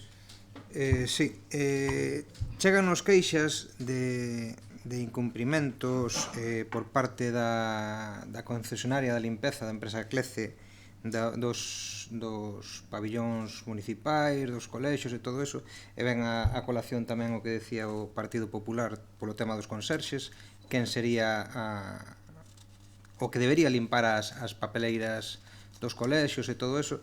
Entonces solicitamos unha copia do contrato de limpeza con esa empresa para nos revisar se esas queixas son fundadas ou non. Por outra parte, queríamos saber en que situación se atopan os nichos do cementerio municipal despois das obras ali feitas, porque temos coñecemento de que houbo filtracións dende dentro dos nichos hacia fora, provocando problemas de salubridade pública. Entonces queremos saber por que foi motivado, se foi motivado polas obras que se fixeron por un mal acabado desas obras ou por que foi feito. Despois temos coñecemento tamén que se deu aviso por parte de veciños de roturas en acometidas de auga en viais públicos que estaban xenerando un brote de agua do asfalto. Según nos dixeron que a resposta do Concello foi que levantaran e que arranxaran eles, en vez de enviar o Concello os técnicos a revisar. Queríamos saber se iso foi así. En varias rúas nos dixeron. Despois, existen varias casas en ruína no Concello nun estado lamentable, con solo as fachadas levantadas e todo o interior da edificación derrumbada no interior. Por parte do Concello o único que se fai é poñer dúas vallas diante da fachada. Queremos saber que máis vai facer o Concello se esa fachada cae na vía pública co risco que pode desempeñar para os viandantes. Nada máis pola miña parte. Ben, moitas gracias, señor Lamas. Sí. Hai un ano, en setembro de 2017, aprobouse aquí unha moción que presentáramos nós para solicitar un punto de encontro familiar mancomunado. Quedouse de levar esa moción ao pleno da comunidade. Queríamos preguntar se se levou, que tramitación levou eso, que resultados obtuvo. E ademais, agora, últimamente saleu na prensa que o colectivo Smart está facendo un recorrido entre os concellos do Salnés para solicitar o mismo, para que desde o Concello se puxera en contacto con este colectivo e se hai algún traballo adelantado nese senso que se lle trasladara. E depois tamén que cando o goberno apostou por renunciar ás bandeiras azuis, dixo que iba a solicitar distintivo escudo para as praias. Queremos saber como está ese proceso, se se fixo algo, se solicitou, como está ahora mesmo. Moitas gracias. Moitas gracias, señora Lamas. Eu quería facer unha pregunta, porque non estou moi segura, hai tempo que me comentaron os veciños da calle das Bouzas, que cando lle cambiaron o sentido á calle, o alcalde dixeralles que lle iba a dar unha especie de tarxeta ou algo que os identificara para non ter que facer toda a volta e poder entrar directamente aos garaxes desde abaixo. Non sei se é correcto ou non, pero eles queixábanse de que quedou neso, en simplemente que se lle dixera e non se fixera nada. E a outra pregunta quero ya facer ao concelleiro de Deportes, porque vexo que se levanta e se vai. Quería que me explicara un pouquiño como se fai o do riego dos campos de fútbol, porque según temos entendido, chegou a nós que, por exemplo, no campo de Lampáns, os membros do Amanecer podían eles mismos regar o campo. En cambio, aquí no Monte da Vila, os do Unión teñen que esperar a que veña un técnico e avisar para que lle reguen o campo para os partidos de fútbol. Solo quero saber si... Pero é verdad por dous, non pa uns e outros non, non? É verdad o que me... Ok. Nada máis. Gracias. Señora Domínguez. É que me teño que marchar, José. Si contesto esta e me vou, sí? Témonos que marchar todos, veña. Vale, boas noites. Si é verdad, cal é o problema? Que no Monte da Vila está o técnico o operario de instalacións deportivas. En Lampáns vai 2 días a semana. En Lampáns hai 2 encargados que solo poden abrir e tocar aí. Xa sabes que cando un aparato ou calquera cousa vai por moitas mans, ao final se estropea. No Monte da Vila antes podía o Unión, en este caso o fútbol gaélico, podían usar o riego sempre para as categorías senior, nunca para a base, para toda a base. Xa sabemos que no verán fai moito calor, todo o mundo quere riego, pero non. Eu fui entrenador e jamás, fun 15 anos de entrenador e jamás nas categorías base me puxeron o riego, jamás. O que pasa que agora é o tema de meus fillos se queiman, meus fillos non sei que, e poñer o riego é un despilfarro de agua, pero tremendo, tremendo. Entonces é solo para categoría senior, que é o que lle digo tanto a Unión como Amanecer. No Unión estropeábase cada 2x3, porque pasaban ao funcionamento por 20 mans, entonces non pode ser. Cada 2x3 tiñase que arreglar no Amanecer. Solo hai 2 encargados de abrir o riego e cerralo, nada máis. E no Unión está o encargado que temos aquí nas instalacións deportivas. Por ese o asunto, nada máis. Vale? Listo. Moi ben, moitas gracias, señora Domínguez. Boas noites de novo. Preguntaronme o señor Meis Alexandre Bóveda si xa tiñamos concedida a subvención. A semana pasada tratamos de contactar co Ministerio e parece ser que van a respetar os índices de chegada da subvención, e que sería moi raro que non se concedese, pero que están moi lentos e que ao mellor hasta dentro de un mes ou así non teremos resposta, pero hasta que non teñamos resposta non somos coñecedores de si a temos ou non. Os veciños de Estonllo sei que se queixan dos puntos do plan Móvete. Antes nos querían, pero agora afortunadamente parece que todos vemos como dan resultado e que aminoran moitísimo a velocidade. Saleu a semana pasada xa o 3º plan e sugerirei na Diputación que valoren os técnicos si é probable poñelos, non? Así como un que xa me recordara vostede mesmo nun pleno anterior na parada de buses de Reboredo. Teremos que facer un novo inventario e a ver o que dicen os técnicos si son posibles. Os contenedores, decir que en breve, a semana pasada, me parece recordar que xa foi a Xunta de Goberno a merca de máis contenedores de reciclaxe e entonces poderemos reforzar algún punto que está sin elos. Tamén é verdad que vostede falou do medio ambiente e do reciclaxe, pero tamén hai que decir que hai determinados puntos en que ir cun camión, recoller e que non haya nada continuamente 2 ou 3 veces a semana tamén forma parte do medio ambiente, o consumo de gasoil, e que a veces queremos que todo este á porta das nosas casas e non é posible, non hai que facer un esforzo. De todas maneiras, para salir o contenedor en breve en canto traigan os novos.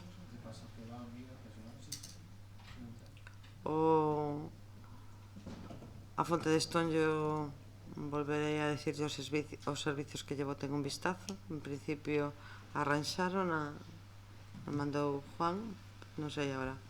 O Parque Infantil da Siradella é da Comunidade de Montes, de San Martiño. Sí que lles dixemos xa en varias ocasións pero bueno, de momento non fixeron nada. Vou a volver a recordarllo. A Fontiña, o Triángulo, propiedade particular, non sei eu se os donos está limpo, limparon ainda hai fai pouco.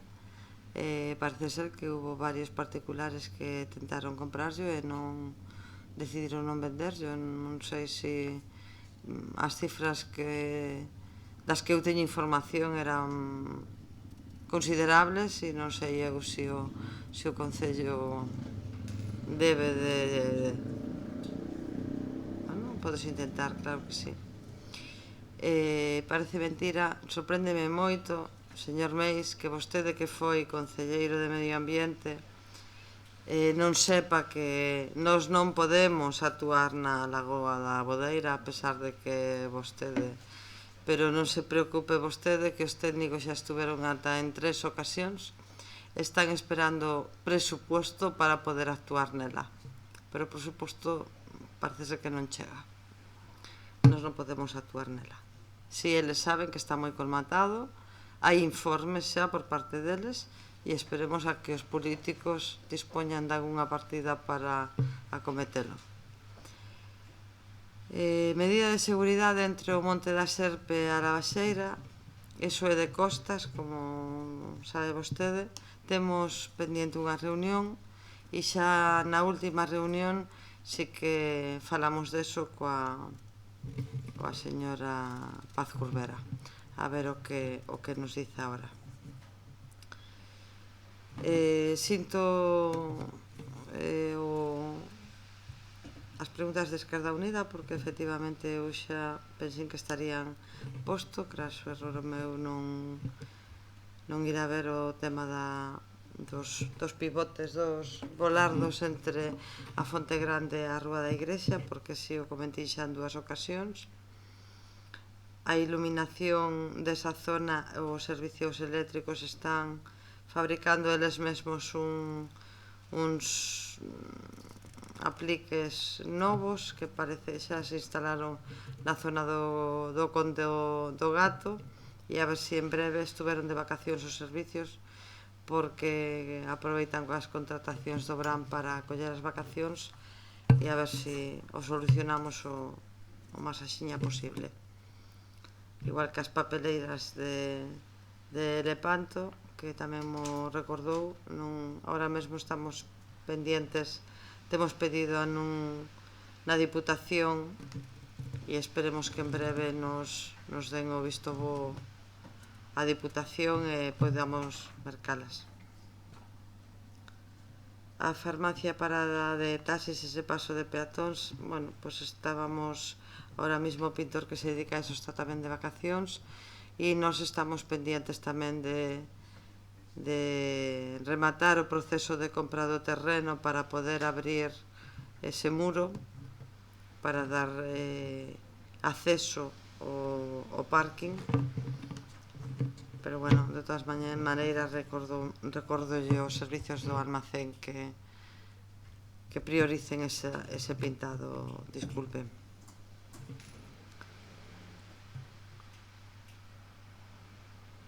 Teño aquí algo anotado, José, pero non sei.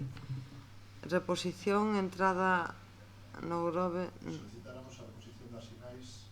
Sí. Que se instala a Xunta, que puxeron Sí que yo solicitamos, repararon algunhas, pero bueno, non sei que si co tema do Bram recordarei yo en breve outra vez. Como teñen que vir a ver as obras de Teniente Domínguez, o ingeniero, pois volvo yo a recordar. Os columpios da Xiradella, o mismo que lle contestei ao señor Meis.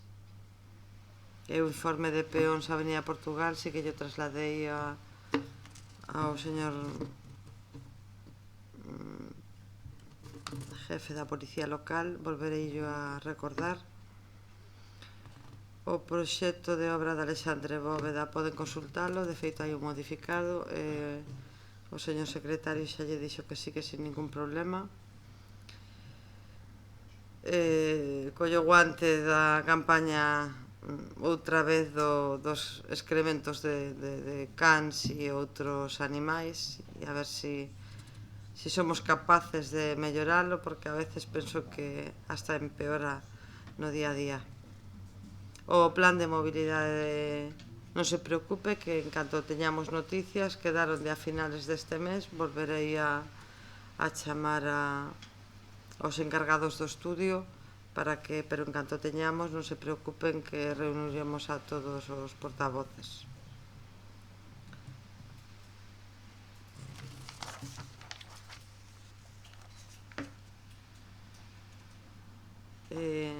Non tiña constancia, señor Torres, de queixas de limpieza dos pabellóns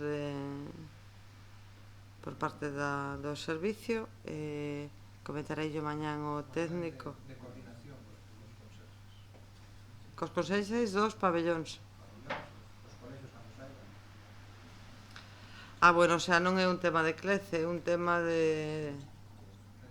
a contesta... En canto aos nichos de cementerios, filtracións non teñen nada que ver coas obras que se fixeron no... Eso foi, abreuse na outra etapa de goberno unha calle e parece ser que non fixeron unha impermeabilización adecuada, pero inmediatamente acudiron os servicios municipais a tratar de arranxalo. As roturas de acometidas de agua, xuxérolle, señor Torres, que revise a ordenanza dende a cometida particular hasta general. A ordenanza di que é o usuario que ten que tela en boas condicións.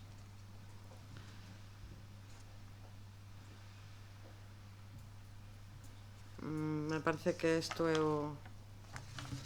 todo o que estaba dirixido a min. Se algún ve que me... Eso pertenece a urbanismo, non a obras. Se me olvidei de algo, pois indiquemo. Moitas gracias. Moi ben, gracias, señora. Sí, boas noites. Vamos a ver, tema conserxes. É certo que levamos un retraso considerable, asumo toda a culpa que poida ser miña en esta ocasión. Quixemos facer o inicio empezar o inicio do contrato co inicio do curso en todos os colexios que non teñen alguén permanentemente, que son 3,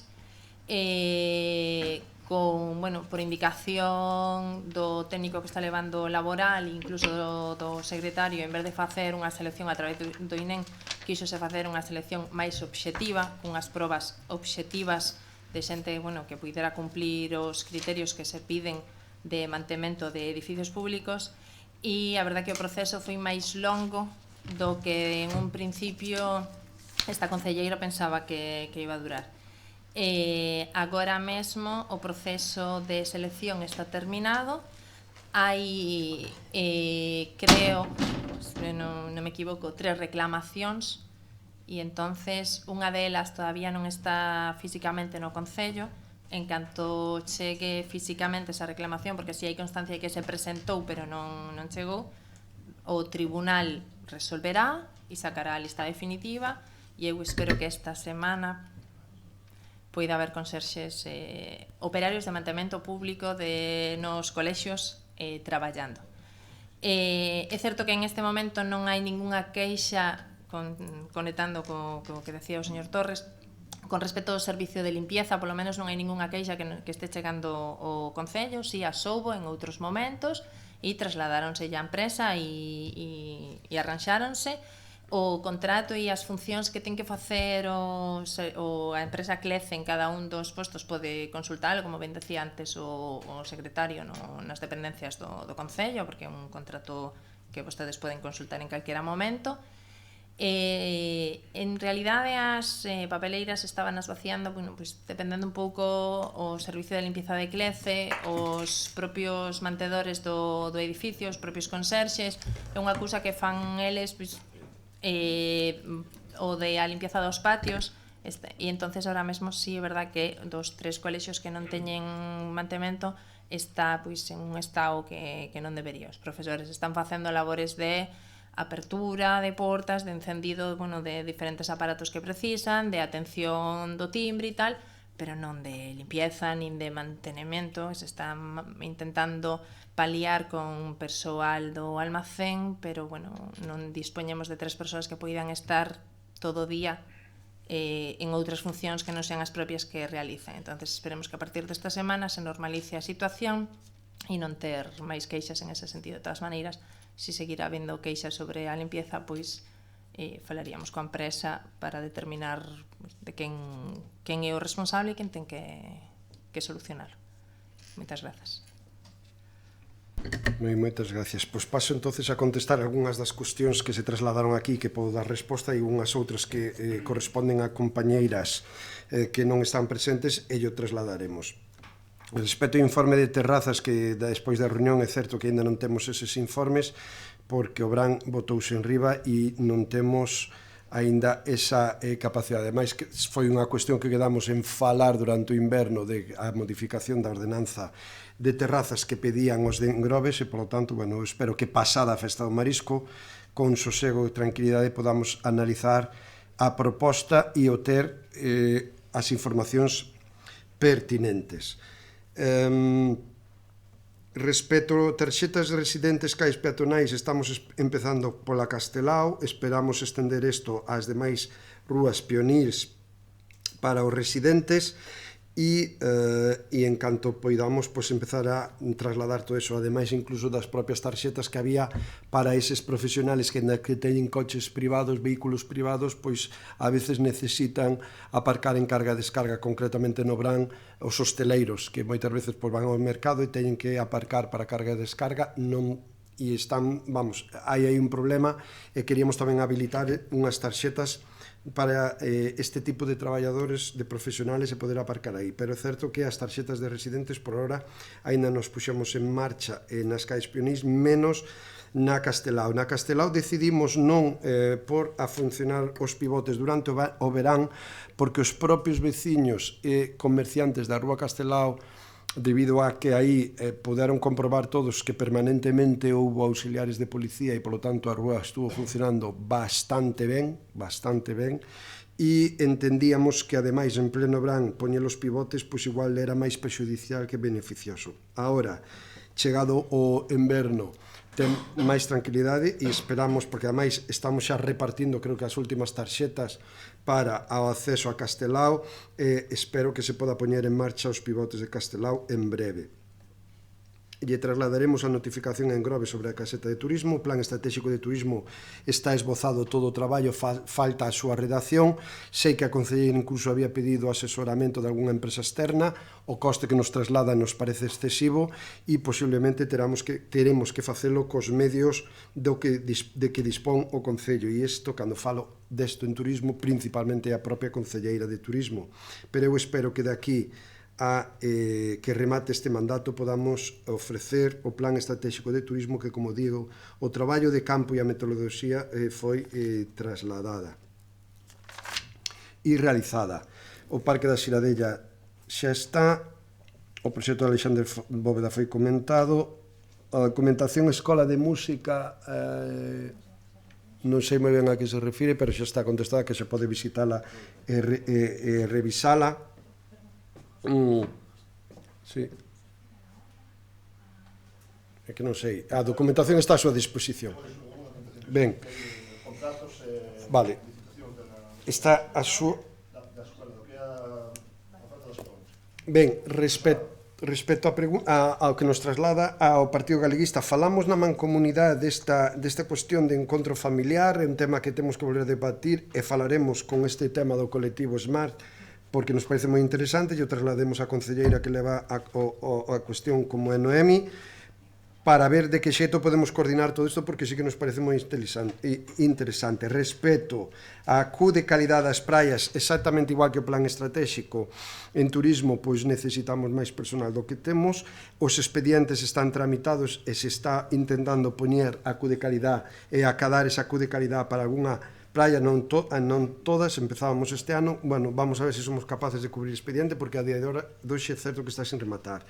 O das bouzas, a tarxeta Falouse nunha reunión, non chegamos a un acordo porque había algúns que decían que para meter o coche que pedían ir en dirección contraria. Eso a policía finalmente non veu moi ben. Ahora mesmo estamos co proxecto de abrir un novo vial das Bouzas e a ver como o resolvemos en ese sentido, porque é certo que aí trasladeille unha solicitud de estudo á policía local e entonces en ese sentido vale, a ver como concretamos esa situación, porque a verdad que, ainda que só sea para usuarios, non é moi correcto, porque incluso hai garaxes que están ao final da rúa e iso obligaría a atravesar en dirección contraria a máis de un vehículo, non?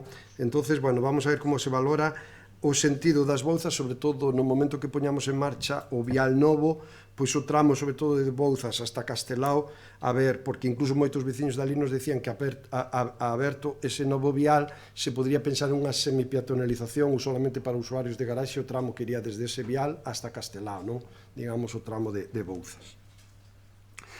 E despois, bueno, pois como sempre o señor Outeiro me sorprende moito, a presentación en Sevilla moi ben, moitas gracias, a verdad que tuvo éxito, máis de 140 personas invitadas, non se preocupe vostede, todas as contas da Festa de Marisco sempre se fan transparentes e se informan e todo o que non son representantes institucionales están pagados a nivel privado. Todo. Entón, non se preocupe en ese sentido, porque se algunha persona fai ese viaxe e participa, e, por certo, na comida participouse por invitación do hotel, porque moitos dos invitados iban acompañados con os seus respectivos cónxuses, imagino que se está referindo a eso, non? E a nivel institucional se complementou pois a invitación, como se fai, por certo, en moitísimas comidas, galas. Podo poñerlle o exemplo da comida da terceira idade que fai a compañeira Noemi, que fai invitación a todos os concelleiros e respectivas parellas. Bueno, pois se está falando da miña parella, dicirlle que o seu viaxe pagou ela e a comida asisteu por invitación do hotel. Por certo, a comida de presentación da Festa do Marisco, o Concello Grove só pon o produto, o demais gastos corresponderon ao hotel, que non trasladou factura ninguna ao Concello do Grove. Polo tanto, son as presentacións da Festa do Marisco máis baratas que estamos facendo desde fai moito tempo. En calquer caso, insisto, e en eso podo lle garantizar que son moi sensible e moi claro, os traslados e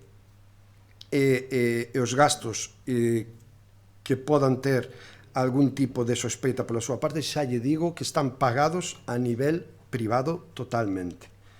Segundo punto, pois si houve un malentendido con Mexillón. O Mexillón se encargou aquí, como ben saben, hai unha persona do Grove que leva todo o produto nun transporte a, en este caso, Sevilla, cando é a outros destinos, quedouse en que os proveedores de Mexillón trasladaban a un posto a Merca Sevilla os 25 kilos de mexillón. Hubo un malentendido entre a persona que transportou todo o produto e o proveedor, porque nós pensábamos que desde Merca Sevilla trasladaban o produto directamente ao hotel. Cando nos enteramos era que non, que había que ir a buscalo a Merca Sevilla. Finalmente non dou tempo e o propio hotel cos seus proveedores aportou o mexillón de Galicia, e na presentación da Festa do Marisco hubo mexillón. Non era o que nós tínhamos encargado, eran 25 kilos que quedaron en ese posto de Merca Sevilla. Bueno, pois son estes problemas de logística que a veces ocurren e que a veces pasan e que desde logo, bueno, pois hai que subsanar. Por certo, que todos eses sexan os problemas, porque lle podo garantizar que ali levamos albariño, levamos empanadas, levamos ameixas, levamos zamburiñas, levamos navallas, levamos pulpo, levamos nocra, levamos postres, levamos licores diferentes, todo eso por parte do Concello do Grove, trasladado, transportado hasta ali, e nocras, creo que tamén o dixen, e desde logo 140 personas, políticos, medios de comunicación, axencias de viaxe que puderon disfrutar desa comida, a verdad que saliron moi satisfeitos e creo que, por iso, creo que a presentación da Festa do Marisco en Sevilla foi un éxito. Por certo, para despexar dudas.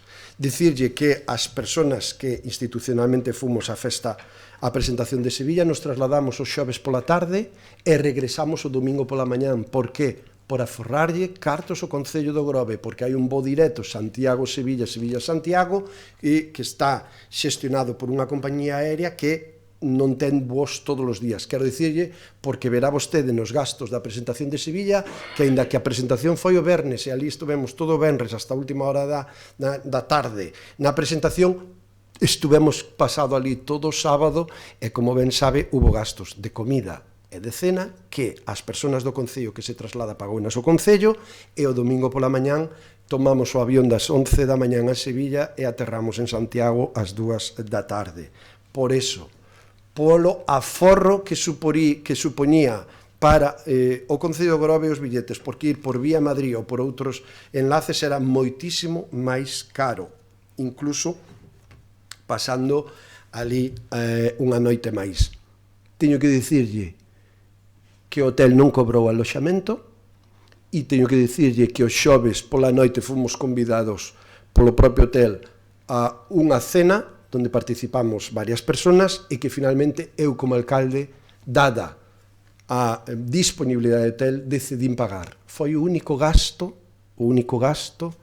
que o único gasto, ademais de manutención, comida e cena do sábado e cena do venres, o único gasto que lle supuxo, a parte dos billetes de avión, xa lle digo, das persoas vinculadas ao Concello que fomos, que se xenerou ao Concello do Grove. Todos os demais gastos, lle digo que están feitos a nivel privado. Non pagamos, non se preocupe, que este Concello non paga viaxes a persoas que non están vinculadas ao Concello do Grove. Por iso pode estar moi tranquilo. Por certo, que abro debate non me parece mal, porque se ten feito máis de ocasións, e cando se vai a presentar a Festa do Marisco por aí diante, eu sempre o dixen, eu direi e defenderei que hai que ir coas mellores bazas posibles, e sobre todo hai que manter un respeto institucional, sobre todo cando che convidan. Pero en ese sentido poden estar tranquilos que, igual que outros gobernos o fixeron, fomos unha comitiva moi reducida para que a Festa do Marisco primeiro non xenere moito gasto ao Concello de Grove, pero segundo, que sexa unha presentación que desde logo poña a Festa do Marisco no mapa. E Sevilla creo que é moi bo destino, porque además, como lles digo, hai voos directos que se traballan todas as semanas, o que pasa que son en días, non todos os días, pero que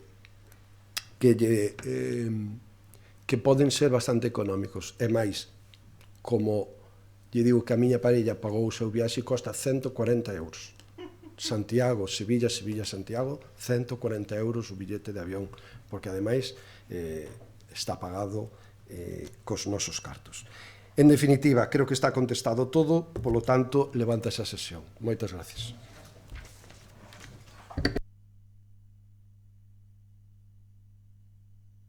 Hai un problema, temos de baixa o enxeñeiro de edificacións, a día de hoxe non temos enxeñeiro de edificacións, estamos tomando as medidas pertinentes e estamos ahora mismo publicándose as bases para cubrir a baixa que xa é de larga duración do enxeñeiro de edificación do Concello do Grove, estáse publicando as bases para cubrir eso, de tal xeito que a día de hoxe solamente temos unha enxeñeira de edificación, unha enxeñeira responsable da área de urbanismo, que a enxeñeira que ahora leva isto de edificación técnica, e que está levando todo o tema do urbanismo. Ahora mesmo, con todas as obras que temos, é necesario que os técnicos da administración exercen como directores de obra, que supervisen as obras e as unidades de obra, e por iso estamos intentando cubrir esa baixa. Están as bases publicadas e esperamos que nas próximas semanas o proceso de selección nos levará un mes e pico, pero espero que nun mes e pico se incorpore esta persona que poda complementar o traballo de urbanismo, porque é unha das áreas que ahora mesmo estamos afectadas polas baixas que temos no Concello de Grove de personal.